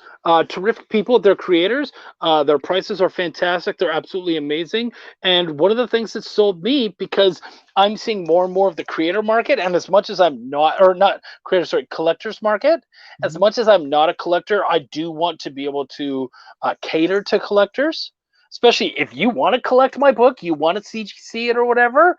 Okay, then what can I do? And so one of the things they were able to boast is they said, look, we get more 9.9s and 10s than anybody I've heard of. And I was like, that's a good selling point. That's actually a really good, and a very fair price. So it's like, okay, so Heroes and Villains, good people. I can't necessarily speak to what they do yet, but I'm very excited to see what they do. And I've certainly spoken to enough people who have gone through them that I'm not worried. When I get your book, I'll be able to judge. So there you go. That'll be exactly. Yeah, there you go. Yeah, exactly. Another one that I really like actually is out of Florida, Comic Impressions. Mm-hmm. They're good people. That's what I use. They've been really good. And of course, Kablam is a solid one. They've been around forever. Well, I was talking to Roland about that. We were like, why are there so many independent comic guys now than were, say 10, 15 years ago? And he's like, Kablam. Once they started doing that digital printing, then everybody started doing that digital printing, and that opened the floodgates for more and more. But I wanted to say something about printing and the CGC and the collectability of independent comics. And this is something that frustrates me. I've started with in 2020. I started doing this. I put in my comic how many copies are printed, it'll say open edition for the main cover, because that'll be, I don't know how many I'm going to print, but I'll say this cover is going to be 200 period. I'm never going to print more than 200. This one I'm never going to print more. And even if I didn't run 200 in that initial print run, if I do the second print run, that'll be it. I've seen a publisher, and I feel that they've screwed the market hard, who've sold out of a book, sold out on their website, sold out at the store, sold out everywhere, miraculously had more all of a sudden. And I know they went back to the printer and printed more. So you're breaking you break that trust with collectors when you do that. And I think ultimately it's going to hurt that creator down the road as a young guy who's just starting out. And that's the thing. There's no standards and practices really in comics when it comes to that sort of stuff. But that's why I've taken to, I'm going to be 100% upfront and honest. There will never be more than 100 of these. And if you find 101, that's on me. I screwed up. So I'll pulp, if the printer overprints, I'll pulp it. Yeah. For us, we're doing we often don't say what the print run is going to be of the variants. We'll just say, okay, we're going to do a certain print run, but once that print run is done, that's it. We don't reprint it, so it's just for that Kickstarter. So I'm still selling, because we only had the one variant for Belial 1, but I'll still sell that, because it's like, guys, this isn't happening again. Once it's done, that's it. It's over. So I think people do appreciate that, and we're being open with that. Yeah, but if you do a second printing, make sure they know this is the second printing of Belial number 1. Yeah, maybe you write it on there, so put a stamp. Yeah, why not? Sometimes in the collector's market, sometimes the second printings are worth more than the first printing, because there's fewer of them done. But I don't like it. There you go. I don't like to see that manipulating the market, and that's the thing where print on demand kind of gets a little questionable about how many copies were printed, if I'm going to collect it and try to sell it, for premium, but yet they're just going to print more than they'll have the premium. Yeah. Well, and if you're going to do a second printing, just tell us that it's a second printing. That's all you have to do. Like, it really is that easy. I have a system where any second printing I have a black bar. I changed my cover dress for 2020 and now going forward, so that there's a black bar. If that black bar is still gray, it's a second printing. If it's yellow, it's a third printing. And so it'll always. Oh, that's cool. You would look at the cover and tell. And that's an issue I have with Deep Space Tragedy. I should say this and be honest and upfront with my customers. I had somebody ask me about this on the Kickstarter. Issue 4 technically will not be the first printing. I did a print run of 100 of issue 4, maybe 75 actually. And I gave a lot of them away. I sold a few, but I gave most of them away. So for this printing of issue 4 I'm doing for Deep Space Tragedy, or for the box set, it is going to be, I'm going to list it as a first printing of the 2020 edition. It's going to be say there, just so to clarify, this is not the original first printing, but this is the first printing with the new trade dress, and then go from there. Because it's not really fair to say for somebody to back the Kickstarter and not get a quote unquote first printing. So that's how I'm presenting it. It's almost like a variant. It's the 2020 variant, 2021 variant. Yeah. It's funny. There's someone else who said something really interesting that I want to come back to, but people were very excited about your borders. Very Magic the Gathering. Really? Yeah. They tend to do that a lot when they reprint it and whatnot, or also they have like symbols that tell you what edition it is. Okay. And Jack likes that a lot. He says you have a color coding for your printing. That's awesome, which I totally agree. I think that's really cool. And I put on the website so everybody can see what it is. So, yeah. Warwick came and said, curious, you said you're not a collector. Is that in reference to comics or comic book merchandise? So here's the thing. Well, first off, I don't pick up a lot of comic book merchandise because I still have kids. And they've ruined so much of my good shit that I refuse to do it until they're out of the house and I know that I can keep my stuff in good condition. As far as comics, I don't call myself a collector, so I have some CGC books here, and most of those are because I've been playing. I'll be honest. I've been playing poker, and the stakes are slabbed comics. And so I've been winning a bunch and doing really well. And so I'm starting to get a bit of a collection, and that's cool. But I'm getting like these really cool key books for a fraction of the price. So that's why I'm willing to do it, and that's why I'm excited about it. But my regular comics, I'm there for the story. I'm not there for the CGC. I'm not there for the variants and all that kind of stuff. that stuff doesn't entice me. I'm not interested in that secondhand market. It doesn't mean as much to me personally as a fan. So I am willing to cater to those of you who do that, but it is not for me at all. I feel like I lose the passion for the stories and for what's going on when I focus on that. And also, I'm a creator. I don't have the money for that stuff. Like, that's a whole other thing. And there's people out there who know all about the secondary market and all that. And I had a show talking about somebody who does that, who does all speculation on secondary market and all that stuff. It's not something I'm interested in. It's just something that I want to cater to, because that is part of the community, whether it's me or not, you know? I agree with that. You should always, again, I've always said, throw the widest net you can possibly throw. Try to get everybody who buys everything to come want to buy your own product. You know? I have guys who are like, oh, fuck CGC, I don't want to deal with them, blah, blah, blah. And I'm like, look, you don't have to, but you at least have to allow your people to enjoy your comics their way. Once you've put it out there, it's not really yours anymore. It's theirs, and they get to do with it what they want to do. I want to talk about collecting, but that you just brought up something I explained to Zach early on. We were working together about artists, that comic art is an art form, but once you decide it's going to be something you're going to sell, it's now a commodity, and you need to make it to sell. Don't make it, I have my art style and I only draw noses crooked. Well, no one wants to read that. So let's try to make something people want to buy. How's that? Or let's not try to sell it. Either or. But to collecting, I got to say this. Rob Wilson, the guy I told you about who got me first into collecting comics, gave me the best advice. Only collect what you like. Well, if I buy this, it might be worth something. But if it's not, you're stuck with it. So, but if you only collect what you like, you'll always have what you like. Your collection will be always something you like. And I have like a 20,000 comic collection. I love buying comics. You like a lot of stuff. Yeah. And I don't read them all. Like I have a whole stack. I was with Roland. I bought this Mr. Chi comic at a Comic-Con because I think it's funny and cool. So that's the kind of stuff that's in my collection. Nobody's CGC in this puppy. I'll tell you that right now. Right. But I think it's funny and cool. But the only thing I'll get into collecting, like when Marvel relaunched Star Wars, and there was like 80 different covers. Like, well, this is fun. I'll make this kind of a fun thing. Try to get as many of them as I can. Contact all the store exclusives. Not because I'm going to slab them. They're still in the plastic. I'm not going to slab them and sell them. I thought it was kind of fun to do. And I work with a guy who owns a comic store down here in West Palm. I actually do some work with him. It's kind of my side gig. And he's like, hey, Star Wars Kanan #6 is selling for $500 a copy. Do you have one? I'm like, yeah, of course I do. I collected all those early Marvel, or those, the relaunch of Marvel Star Wars books. He's like, well, you need to get it slabbed. You can sell it for $500. I'm like, I don't think I've even read it. But it's the first comic book appearance of Sabine, who they're rumored will be in the next season of Mandalorian. Collectors are weird, man. And I was like, oh, I should do that. I can make $500. Then I'm like, but then my Kanan collection won't be complete. I'll be making this 6 forever. So I'm still toying with, do I want to do this? I don't think I can't even think of a time I ever sold the comics in my collection. I still have that first Doctor Who comic I bought. Oh, wow. That's neat. So you didn't have a mom who sold all your shit when you left the house? No, I never left the house. She did. But anyways. Oh, that worked out. No, I did get rid of some comics when I married my first wife, and that was a mistake. But I just I threw them away.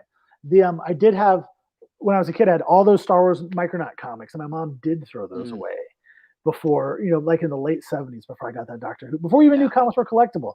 She's like, because the stack was getting big. Shogun Warriors, Fantastic Four, Micronauts. You read those. Yeah, exactly. And you're just going to leave them sitting on your shelf? They're all gone. What else? Yeah. I've since bought them all back. But, good for you.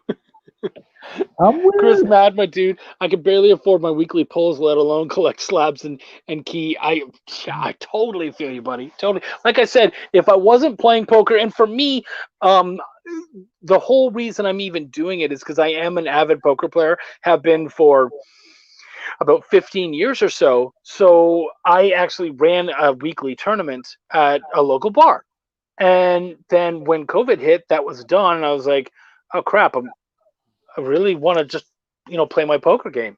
And so I got, these guys kind of showed up, and basically, you pay X amount of money for a tournament, you go and play it, and then you can win this key comic. Chuck, did you pay for your house by by playing poker? No, because I don't own my house, but I bought my PlayStation through poker. I bought, like I bought a lot of stuff through playing poker. Poker has been very good to me as far as allowing me to do extra things. So yeah, I've done pretty good. I'm not a casino guy. I'm more of a low stakes guy. So that's where it goes for me. But yeah, that's how I got all of my slabs right now. I have Giant Size X-Men 1. I would never awesome. be able I'd never be able to own that. But I won that in a $40 or $50 game. And it's not even what is it? I think it's like a 2.5 or something, but still worth like $600 or $700. You know, Yeah. ill-gotten gains. You're talking about my whole career here, buddy. It's all ill-gotten gains, my friend. What Chris was saying about the pull list, I've had to. This is a touchy subject with me. I was always pulled from the same store, Past Present Future in West Palm, and then I stopped doing it after a while because comics were just getting expensive. It was when they went up to $2.99. So I switched over to Discount Comic Book Service. Have you ever heard of this? It's where you can order No. comics. You order comics online, and they give you like a 30% discount. And some books they give you like a 50-60% discount. Okay. And I ended up getting to the point where I was buying like this many comics because the deal was so good, and I had to stop because again I'm reading like maybe 2 comics a week, and I'm getting a stack this big a week, so I couldn't even keep up. Like around the New 52 time when that happened, I was like, let me get them all, give me them all, and I ended up having to quit and go back to my comic shop because I'm paying a little bit more, supporting a local business, and that's always good. You should do that. Yep. But I'm also it's also keeping my purchasing down because I went to the store a couple weeks ago and it's like my total is like $56. Like what? $56 for a comic? It's been a couple weeks since I came in, but it's that comic collector. Like you got the sickness for the poker, I got the sickness for buying comics I'll never read. I get it, and I will each probably their never own, read. right? I'll probably never read this, but I love that I own it. I just love it. And that's we're all gonna own things that I just want to have it. I also have a sword collection. I'm probably not gonna be fencing very often, but I love having them around the house. And I live in Texas, so everybody else is armed. I might as well be too, right? Sure. I don't want a gun, so this works for me. There you go. Right. And my house is small, so in close quarters, a sword is almost as good as a gun in my mind. Gotta practice. You gotta get out in the backyard like Highlander and practice. I actually did sword training, so cool. I got to work back out again. Maybe get into better shape so I can move around a little better. But yeah, I certainly can do it. Are slabbed comics an investment or decorative for the wall? Yes. Yeah, right. That's the correct answer. They can be both. So for me, most of our comics, okay, we have the first appearance of Gambit, and I won that because my wife is a huge Gambit fan, and I knew that comic is not going anywhere. As long as that woman is alive, it will never get sold. So yeah, it's up on the wall now. Certainly, at some point, we pass or whatever, and the kids can do whatever they want with it because we got to enjoy it for our lives, and hopefully it will be a second life for them in a mortgage or whatever it turns into. What? No. My will states I have to be put on top of my comics and burned like a Viking, holding my Mitten Box Optimus Prime. Nobody gets that. It comes with me. And you'll have the Mr. T comic on your chest as you're floating down the river. Right. No one can. That's actually going to be their target, probably, when they shoot the flaming arrow. Yeah, no one can have any. I'm taking it all with me. But yeah, I mean, he's dead on right, man. They really are. They're both. And it depends. I have, what is it? The first, is that Tarantula, baby? Wendy? Is that the first Tarantula? Is that the first Tarantula? Yeah, okay. So we have the first Tarantula from Spider-Man. And I'm like, yeah, no one cares about that. So at some point, if the money was good or they made a new, like Tarantula kind of made this comeback or whatever, and suddenly it's worth something, yeah, okay, I'll sell it.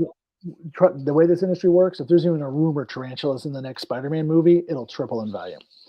Great. I'm gonna start that rumor and sell that thing. Daddy needs to play some more poker. So that's gonna pay for it. Now, I want to say this is not. I'm not being contrarian, but let me just say this: I used to have a lot of I do have my Transformer shelf with my box Optimus Prime and all that. But one thing I did, I was listening to a podcast, and the host was talking about how you go to people's house and they have the big Star Wars wall, and I have all that crap. Trust me, I've lived my Xanadu records here. I have all this stuff. I have more crap in my garage than most people own. But ultimately, I listened to the podcast, and he said, why are you celebrating George Lucas? Why are you making a shrine to George Lucas's work? Why aren't you celebrating yourself? Yep. And behind me, you can't really see it right now because it's full of deep space tragedy stuff. Where I was shooting the video, I redid this whole section of my office where it's all of my comics on display. I have I'm hanging I have a ton of original art from the books I produced. I'm hanging them. I'm putting them up in my office. I'm putting up the posters and the prints that I've created. These banners aren't always here. This is just so the wife and the kid can move around. But right. And that's a thing, and it's actually helped me. Not in an ego way, like I go, oh, look at all my great work. I'm wonderful. I'm amazing. My ass. But no, it's hey, you like what you like, all right? Yeah. Absolutely. But no, it's served as I've come this far. If you can, I don't know if you can see, there's this one shelf right there. Those are all the books. Those aren't all of them. Those are some of the comics I've produced. That's great. And I want to fill all these other rows with comics I produce too. Right. So it's motivating me to keep going, to keep pushing. That's why I know you had Cosmic Times has been kind of dead for a little while, and it's just now kind of in 2019, 20, and 21 now coming back online because I've changed my mindset and I've decided. Yeah, I do have my Star Trek poster that says "Boldly Go," but it's an inspiration. Boldly go. Yes. Beyond that, it's I use myself to go, look what you've done. What can you do better? Keep going, keep pushing, keep doing. And I change out the books all the time to reflect whatever I'm working on. And that's something I believe in, man. You should celebrate yourself instead of celebrating George Lucas or celebrating Gene Roddenberry. So it's very funny because I very much agree with you on that. And so for me, this is my desk right here, and then right behind me, that is a wall hanging of the last page of Welcome to the Void. Mm-hmm. And so the thing about that is that was the first image that I had in my head for the first comic that I ever produced as a writer. And so that was something I needed to show off. And then I have a CGC'd version of Welcome to the Void as well. And again, that was just a little gift to me. Is it ever going to be worth something? No, but I just wanted a slabbed version for myself. Yeah, I need to do that too, just to lock. Just something fun, right? Yeah, exactly. It's the creator copy. Actually, so that's funny. That's how I met a creator buddy of mine. Because what I ended up doing, I was at Celebrity Fan Fest here in Texas, in San Antonio, and they showed up. And I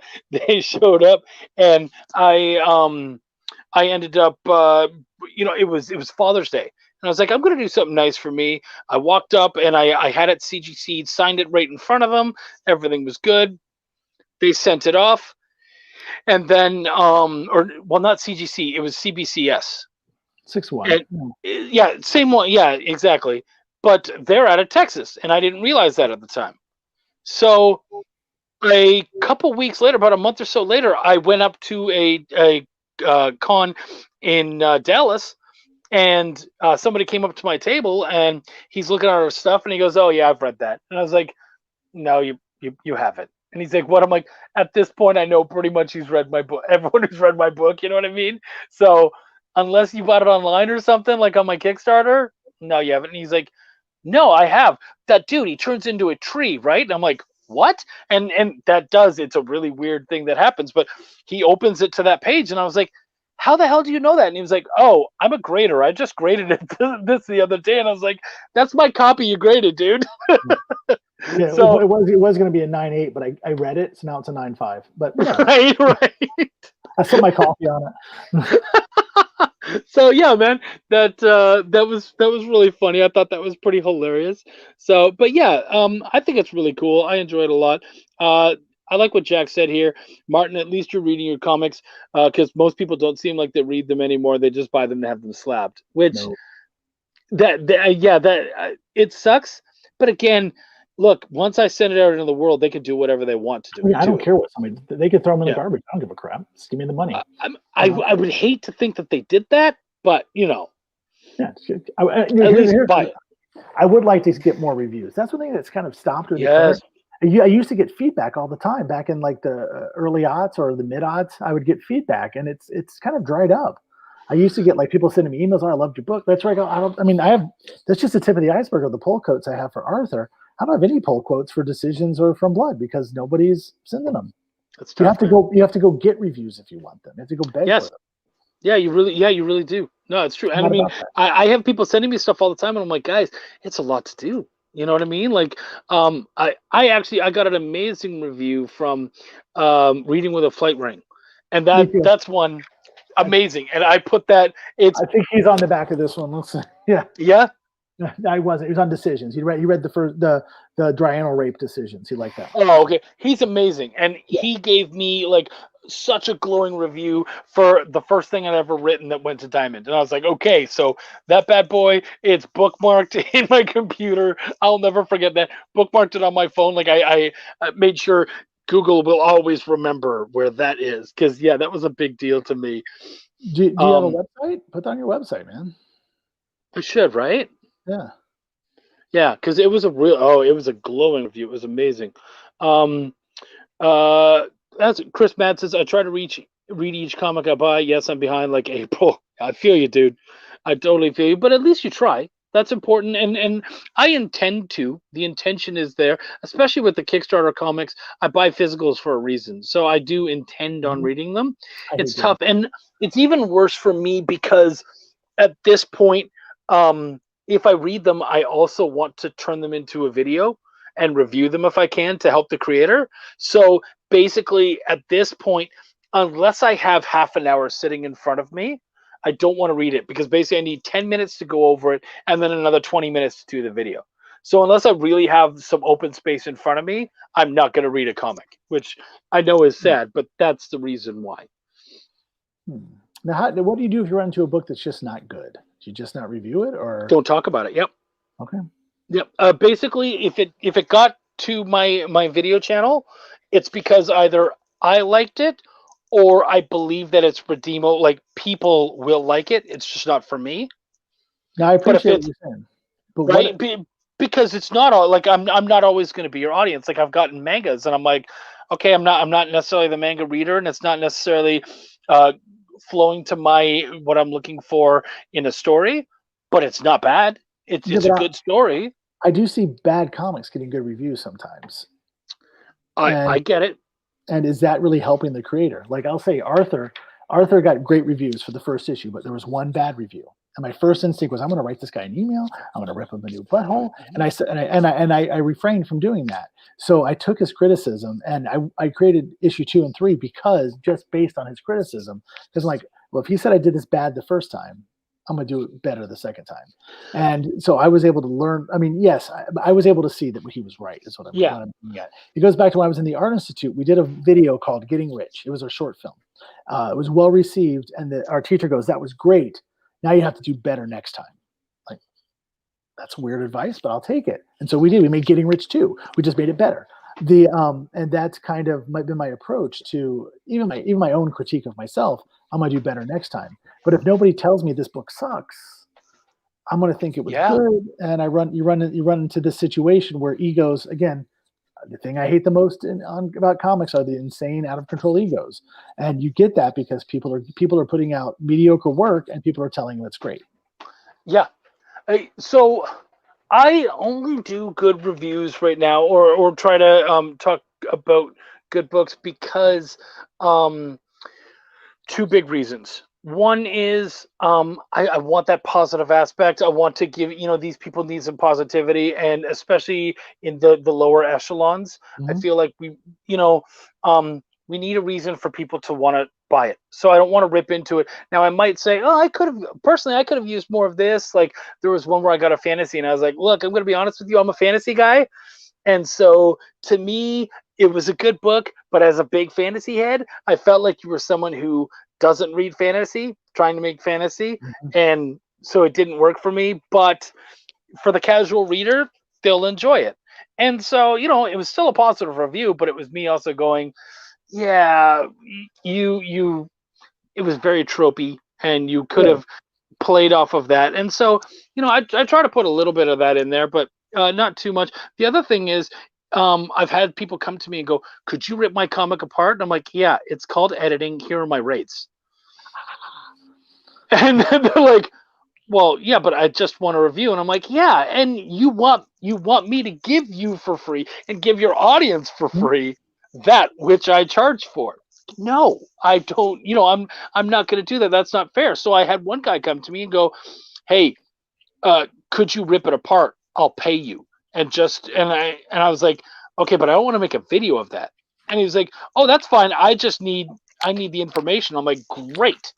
So that was like editing. Basically, I got to take it and just tear it apart, tell him all the issues. Yeah, right. And He said I'm set like a Bond villain, so I figured I'd take it to the next level. Tell me more about the Did he editing. say? I haven't seen that yet. Drama talk. My dude Martin holding his hand like a Bond villain. So I figured I'm glad to have you here, by the way, Tyler. tell me more. I thought Chuck doesn't give a fuck. No, Chuck does give a fuck. That's the thing. That's exactly what it is. Chuck knows all about mediocre. He does. He knows about it from some of his cover artists. I'm screwing with you. I've only gotten good stuff from you guys. Hey, if he's going to take a swing, I got to punch back. You can use books to even at a table. Absolutely. How does one go about getting an audiobook done? Oh, That's wow. all you. Yeah, that is me. I mean, an audiobook done, first write the book, and then the big thing is find someone who can. A lot of people just want to use their own voice, but it's not that expensive to find a professional voiceover artist. We found one on, excuse me, we found one on Fiverr. Absolutely amazing dude, and he's done all of our episodes, and it's gotten so good that he has this at a flat rate. And even when he raised his rates, he's like, "I'm not raising it for you. I love what you guys do, and you always come back, so let's do it." And I'm like, "Oh, great!" So we've formed this great relationship. So yeah, man, just find someone professional, try to do it professional, and then get it out there. You can either podcast it or put it up on like Amazon or any of those kinds of stuff. Mike came in. Or you could make it an MP3 and kickstart it. Yeah, absolutely. Yeah, totally an option. And I've Pay seen for your even voiceover. podcasts being up there. This I don't know anything about. Vellum or Scrivener. Aren't those like drugs? I mean, that sounds like something they would, don't take Vellum if you operate heavy machinery. If your penis falls off, stop taking it immediately. That's really good. I mean, they sound like the programs. So no, I don't know anything about that. For me, I use Superscript, which I absolutely swear by. It's, you know what? Let's be honest. It's a lazy way to make a well-formatted comic. And I love it because I open it up, it immediately gives me my title. Just change out the title. It's already kind of formatted and stuff. And then from there, capital P, enter, page 1. Small p, enter, panel 1. And then all the way down. That's all I have to do. It formats itself out, and then all I have to do, of course, you save it from there. And then if I want everybody to be able to see it, I'll just copy and paste it onto a Google Doc. Anybody who needs access to it has easy access to it. Of course, my editors can go over it. People can make comments, do all that kind of stuff. It's easy peasy for everyone. So yeah, I swear by and love Superscript. I think it's amazing. So if that's what you're talking about. I used to use a program called Celtics, I think it was called. It's actually for movie scripting, but I've heard of that, yeah.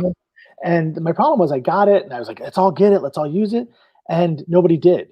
So I was like the only one using it, so it wasn't, I had to export it, and it wasn't ever compatible. So I just switched, I just use, what do I use? I just use whatever the Mac has on it, and I just format it myself. Yeah, and I mean, it's easy enough to format it, but I was able to get it and actually as a gift. And I've used it ever since because I love it. someone liked what I did, and for them as an editor, and so it's a birthday gift last year. I got that, and I've used it ever since because I love it. Very cool. I've heard, yeah. See, he uses Celtics for comic scripts, so there you I go. used to use it. I still have it. It's an app on my iPad, but I could never get my rest of my team involved because it has this thing where you could share it and do all this cool stuff with your team. Yeah. My team never wanted to use it, so I just export crap as a PDF and we just go Right. from there. I swear by Google Docs. Everybody gets to see it. For me, I love using it as an editor because we can go over it live right there and then and just be like, okay, like, I'll often do something where you and I are chatting. I have my computer right here. We're both looking at the same Google Doc, and I'm like, okay, yeah. So that line in panel 4, that needs to be reworked. I think something like this, and so they'll type it, and I'll see it right in front of me. And I'm like, okay, great, that's a little better, not so clunky anymore. And so it makes everything real time. I find it speeds things up. Anything that can make what we do a little more efficient. Well, you're my editor. Going forward, would you like to do that? I can set up a Google Docs and put everything in there. I'm always doing. Yeah, absolutely. Okay, I'll do that. I use Dropbox for everything, but I can do that for working with you, man. To me, it sits in the cloud anyway. Like it's easily accessible.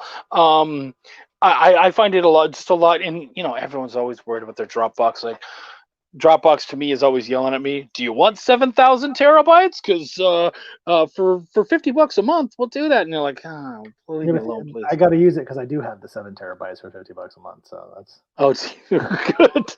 I refuse. I just refuse. At some point, I should. What was the program you use again, Chuck? It's Superscript. They kickstarted it about 2 or 3 years ago, but it's out there now, and I enjoy it an awful lot. It's very easy. It once you know how to use it, it basically formats itself, and I love not having to do the formatting. Like I said, like literally, you start a page, you hit capital P, hit enter, it's page 1. If you're on page 17 and you're at the very end, you do a capital P and hit enter, it'll start page 18. So that page 17 could be as long as it wants. And so it's not for printing. It puts the page breaks where they need to be. Yeah, see, I haven't had to print it, so I'm not sure about that. But just for having it, it's all there. I know exactly where my pages are. But yeah, that would be a good question to ask. I'm really not sure. Yeah, see, I'm old school. After I finish a script, after you've edited it and it's done, I do print a copy, throw it in the filing cabinet, just in case. Just in case it gets lost, I never can. You threw it up there just for everybody else if you forget. Brilliant. I love it. And then, like I said, it keeps track of my panels. I've edited several comics and even done it myself where I'm like, hey, why do you have 2 panel 3s? You realize that your 6-panel page is actually a 7-panel page, right? Oh, no. So, yeah. Things to consider. Or when, you have 2-page 17s, it removes those things. Those are gone. Hey, Wendy, how are you, hon? For those of you out there, I think we are starting to close up. Right. We've been going on for 2 hours. He's in the East Coast, so it's midnight for him. Martin's got to go to sleep at some point. Martin, from the wife, keep it down. My wife is right in front of me, and she's like, I can already tell. She's probably going to sleep soon, so this works out for both of us. But can you tell us one last time about Cosmic Times, and please also about your Kickstarter? Right, real quick, Cosmic Times. I can put links in the. Oh no, I can't put in the chat, can I? Anyways, Cosmic Times is my publishing company. I started in 2008. I've had to rebrand it now. It's called Cosmic Times Media Group, blah, blah, blah. But it's still just Cosmic Times. I publish comics, and I publish my comics, and I publish comics of my friends and other people. I'm always picking up new projects here and there, as long as they fit with our mission statement. And also, you can find me on cosmictimes.net, all the social media. The links are on my website. I'm even on TikTok. What am I doing? I'm 48 years old on TikTok. What am I doing? but I'm on Cosmic Times at the TikTok page. The also my Kickstarter is Deep Space Tragedy Blacklight Freefall Collector's Box Set. It is actually completely funded. It funded in 10 hours. I was shocked how well it did. I'm actually, here's something cool. I should throw out there for other people who are doing Kickstarters. Kevin and I did a cross promotion where you would get an exclusive print if you backed both of our Kickstarters, and now Roland and I are doing a promotion. If you back both of our Kickstarters, you get an exclusive bookmark. That is proven to be gold. because Yes. it's able for us to migrate, because you post in your updates, hey, check out my friend's book. That doesn't migrate people over as well. I wouldn't say overdo it. Like, this is the only two I'm going to do for this campaign, but it's definitely helping as far as Roland now has access to some of my backers. I have access to some Yeah. of his backers without having to do anything shady or share emails. So that's kind of nice. So yeah, the Blacklight Free Fall Collectors box set. It's all 4 issues of Deep Space Tragedy. You can just get the books by themselves. You get the books in the collector's box. You get the books with all of the Transformers variants I talked about before. So it's a numbered limited collector's box. We're going to print just a few more than what we're going to need for the Kickstarter, because you got to have extras in case something gets destroyed. But they will be numbered, and we're numbering from number 1 is the first person who backed at a box set, and we're just going to number them that way. So and then once whatever we have over, we'll number up to that, and that'll be it for this box set. It's a nice, cool box. It's got a cool cover art. It includes a special lithograph never released by Mike Wagner, who will sign it. There's also, I think we're sold out of the sketch cover variants, but either which way, that was an option. So check it out. You can find the links all over my website at cosmictimes.net. If you follow me on social media, you can't miss it that I have a Kickstarter going. Or just search for Deep Space Tragedy on Kickstarter and you will find it. I am happy. This is one of my favorite projects I've ever done. It's fun, it's exciting, it's got amazing art. I'm happy to be associated with it, and it's Teenage Robot Rock Band on the Run. You just can't get any better than that as a pitch. It was a really, immediately I was like, oh, that's a really fun, like, already it's fun. It just sounds like a really fun idea. I agree. And when you were talking about the crossover, I've done that actually, I think I've done that with almost every book I've done. I think it's a brilliant idea. I love it. And I actually took it to another level. I went even more selfish with it. And so for Belial 2, we did a crossover with Essence House. And so we basically did that. So it's like, hey, Essence House people, because it was really about, hey, we knew that the amount of backers, the sheer amount of backers that we got on Belial, if we could get even half of that on Essence House, it was going to be a massive success for us as a novel. So we were able to shunt some people over there just by doing something like that, which worked out fairly well, actually. But it needs to be, like you say, something like you did, something you have synergy with. Like, you don't want to have your comic doesn't need to be Jesus and the Warriors of Christ and crossing over with Belial. Yeah, Belial. Right. Yeah. You definitely want to cross over with something that's in a similar wheelhouse or has a similar fan base. Because people back in the Jesus comic aren't going to look at that and go, "That Stealth Wilson's an amazing artist. Hide the children." You don't want that to happen. Yeah. Hey, so Jeremy said this. He says, check out the Bebop on Kickstarter at Bird's Eye Comics. Thanks. You know what, Jeremy? Put the Kickstarter put the link in here, please. By all means, we love to support any way we can. And also, man, tag me on one of your, tag me in the comments on one of your next ads. I'll gladly share it around, buddy. Glad to do it. Jeremy's a really cool dude. He and I worked on a comic last summer together, like just a little 2-page short. A lot of fun, really great dude. Loved working with him. So that, man, any way I can help.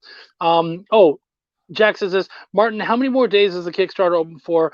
Because I'm having trouble with Kickstarter right now and being able to log in. They seem to think I'm a bot because I use a VPN. Using that VPN to keep yourself hidden. I see what you're doing that dark web stuff. The government's not going to catch you, man. It runs for, I guess now that it's midnight, 12 days. 11 days. 11 days left. Like I said, we funded right away. I was like shocked. I had all these stretch goal rewards planned. I have to rework them all because things are going well. But there's still plenty of awesome reward tiers to back, and we're going to be going, like I said, until the end of the month. We run to the end of January. And Jack remembered his Belial Back to the Future crossover print. That's right. We did do that. Because Essence House is a time travel thing. I was like, yeah, okay, what if we had the Belial characters, in a DeLorean as Marty and Doc Brown? And people loved the idea. It worked out really well. And it was only something that you could get by doing both. So that was a lot of fun. However, always refer to it as the Back to the Future parody print. You do not want to get sued. Yes. It is a parody. You're absolutely correct. It's definitely a parody. Yeah. Definitely. So yeah, man, thanks you so much for being on the show. Thanks for having Martin. me. I really appreciate. Benjamin came in, enjoyed the stream. Buddy, thank you so much for showing up. Guys, This is what we do it for. I really appreciate you guys. As I was saying, we got a lot of really cool guests coming up. Of course, Martin is kind of steamrolling that. Then we have more next week. We have John Westhoff. We have Justin Gray, Jimmy Palmiotti's writer. Yeah, writing partner. Yeah, no, Chucky's starting to get some big boys. Yeah. I have the stunt coordinator from Teen Titans coming up. Okay. Yep, from the TV show. They have a stunt coordinator, but the TV. Yeah, I know, right? From what is it? Titans? Is that the name of it? I think so. I don't know. Yeah, I don't watch it either, but yeah, absolutely amazing dude. A good buddy of mine from back home, and I feel he's a director, a writer, an actor, a stunt coordinator, and I thought, what a cool guy to be able to talk to, not only because he loves comics, but also because we get to talk about blocking and creating good fight scenes and whatnot. So you know what? You should be. There's something I discovered. There's a lot of Canadian creators who don't make it into their work never really gets down to the U.S. I don't know if there's a way you could be that voice for them, but I know when I go to New York Comic Con, there's always like who are you? Well, I've been making comics in Canada for 10 years. Like, they have comics in Canada? No, I'm just kidding. Yeah, right. There's a couple Canadian comic creators that I definitely want to talk to. So yeah, that's actually a really good idea. You're absolutely right. It's not it's not Ken Scott. So he might not actually. He definitely works on the stunt team at least. His name's Christopher Cordell. So if you do look him up, you'll find that name. I'm certain of it. So anyways, thank you so much, guys. Yeah, like I said, we're ramping up. Things have been doing really good. So happy that that Martin could come out and spend some time with us. Please go check out his project. It does look really rad. It looks like a lot of fun. And of course, he and I have more stuff coming out. So that's going to be really good. Thank you so much, guys. My name's Chuck. I give a fuck. Be safe, guys. Have a good one.